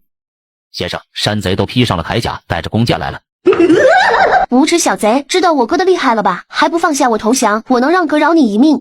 听我号令，穿上鱼鳞甲，使用3弓闯弩。不忍甲士重步兵装备，60人一披甲，气势猛然一变，全身都散发杀气。武丈侯带领300山贼冲到山脚下，也全都愣住了。不忍甲看起来威武雄壮，难以撼动，远超他们的铁片扎甲，还有那发射极快的3弓闯弩。这一切让许多山贼发怵。不过王渊也很意外，实在没有想到武丈侯这山贼头子竟然藏了这么多铠甲。这个时代私藏铠甲弓弩可是等同造反的大罪，他藏了这么多，可见图谋不小。这位兄弟，小妹不懂事，冒犯了你，不知你我可否化干戈为玉帛？咱们以后井水不犯河水。原本他带着家底，想一鼓作气杀过来，直接救出妹妹，但一见王渊布局，立刻知道没戏。特别是这等重步兵装甲，他们的弓箭根本射不穿。不忍甲那鹰隼一样冷厉的眼神，只有在百战将士身上可见。他生平仅见过一人，便是从黑甲军退伍的黑心虎。眼下强攻是没戏了，只有开启谈判，才能保住妹妹性命。可以是可以，不过你要先答应我3个条件。你讲。首先，一线天欠我的这200两黄金该还了。可以。第2点，以后大王庄的人车路过一线天不准阻拦。可以。第3，我要带走你妹妹做长期人质。不行，我妹妹做长期人质那是绝对不可能的。你放了我妹妹，我武丈侯可以发誓，永远不动大王庄的人车。我不信你的人品，信不信随你。你要么换一个条件，要么我们拼杀一场，看谁能笑到最后。拼杀？你们配吗？大虎杀了一丈红，姓王的，你敢？无耻小贼，你！红叶一句话还没说完，大虎抓着红叶一刀捅了进去，唐刀也没抽回，留在了红叶身上。红叶尸体在半空晃动，刀子插在腰腹，刀尖一片血红。许多宝子都在问小说在哪里看，打开番茄搜索大业王者，第一个就是点开就可以免费观看。武丈侯目赤欲裂，双目流出了鲜血。自13岁青州家破，一人带着3岁妹妹流浪至成州，一路做工、讨饭、做贼、做匪，硬生生把妹妹拉扯大。妹妹就是他的一切，现在妹妹被杀，他的世界毁了，现在他只想报仇雪恨。杀，给老子杀，杀了姓王的。二当家红叶在一线天，虽说脾气不怎么好，但人其实很好的，对于山上兄弟没话说，加上二当家漂亮，很多山贼都将她当女神一样。现在二当家被杀，即便胆子小的也想豁出命报仇。300多人气势如虹，拿下武丈侯，尽量少杀人。不忍甲涌了过去，300对60，按理说该大胜，但实际上这些山贼缺少训练，又无战场厮杀经验，初次穿铠甲，有些不适合，不知如何发挥铠甲最大优势。不忍甲武技远在山贼之上，战场经验又极其丰富，山贼攻来的刀枪很多他们都不理，凭借铠甲硬抗，随后反手一锤落下，便有山贼倒地惨嚎。不过片刻功夫，山贼完全被杀破了胆，武丈侯也被常胜一招拿下。跪在地上的武丈侯目赤欲裂，又哭了起来。红叶，我可怜的妹妹啊，哥哥无能啊，不能替你报仇，杀不了无耻小贼。王渊眼神一瞥，大虎走到树边，拔掉红叶腰间唐刀，反手砍断绳索。哎呀！摔在地上的红叶痛醒了，揉着后脑勺，蹙眉看着小蛮腰，原来那一刀刺破了他腰间的衣服，并没有伤及皮肉脏腑，伤口也是红色颜料伪装的。刚才他只不过是被敲晕了。大虎将唐刀上的红颜料擦干净后收了起来，不知妹妹怎么活了。武丈侯喜极而泣，爬起来冲了过去，失而复得的喜悦充斥了武丈侯身心，让他抱着妹妹不肯撒手。妹妹，你没死，哥哥以为再也见不到你了。好了，大哥，别哭了，你怎么也落到这小贼手里了？我没听九当家的话，中了那小贼的计了。不过别怕，有哥哥在。武丈侯懊恼不及，十分后悔下山前踹了下山虎一脚，一抹眼泪。武丈侯起身来到王渊身前跪下：公子，我们兄妹2人落在你手里，要杀要剐随你，不过只要你放过我妹妹，以后我武丈侯给你做牛做马，你让我做什么都行。不，这事是我引起的，我一人做事一人当，只要你放了我哥哥，我给你做长期人质，做丫鬟，做什么都可以。好了，不要再争了，红叶跟我走，只要你们老老实实的，不会受任何苦，但背地里搞小动作，我便会踏平一线天。公子放心，凡是大王庄的车队路过，都是一线天的贵宾。红叶，去了公子家里，收一收你的火爆脾气，不能跟公子顶嘴，人家要你做什么就做什么，千万不能像以前一样咋咋呼呼的。哥哥，我知道错了，我不该劫他的车队，连累你也受要挟。哥哥你放心，只要找到合适机会，我会偷匹马逃回来的。千万不要这样做，他心机深沉，设局下套一个接一个，往往你看到的机会都是他故意给你的。你忘了下山虎说的，千万别想着逃回来，不然惹怒了他你会没命的，他不是什么好人啊。大当家，你也不用太担心，先生是菩萨一样的善人，以前对小弟都极好，不会虐待二当家的。大当家，实话说你输给他一点都不丢人，他不是一般人呢，他是射死图南王的军师，黄人10万铁骑都被他打成那样，我们这些山贼败给他算什么？什么？他是军师？下山虎、五丈猴一众山贼瞠目结舌，浑身汗毛竖起，怪不得他有那么厉害的弩，怪不得他有不人甲装备。你他娘的怎么不早说？军师杀了那么多荒人，算是替老子报了仇，老子现在还跟他动手，那是忘恩负义。先生之才远超他的预计，只要先生肯帮忙搞成绿林联盟，朝廷诏安，光宗耀祖，指日可待呀。妹子一定要好好侍奉军师，千万别想着偷跑回来，只要把军师伺候好，将来一线天要干大事，何愁不成？马车队一路畅通，回到大王庄，庄子里彻底沸腾了。红叶却看呆了。王渊对付山贼十分凶残，然而竟对父老乡亲如此和蔼。谈笑间，王渊眼神一凝，看着远处的白飞飞和紫衣女子，蹙起了眉头。他们怎么在这里？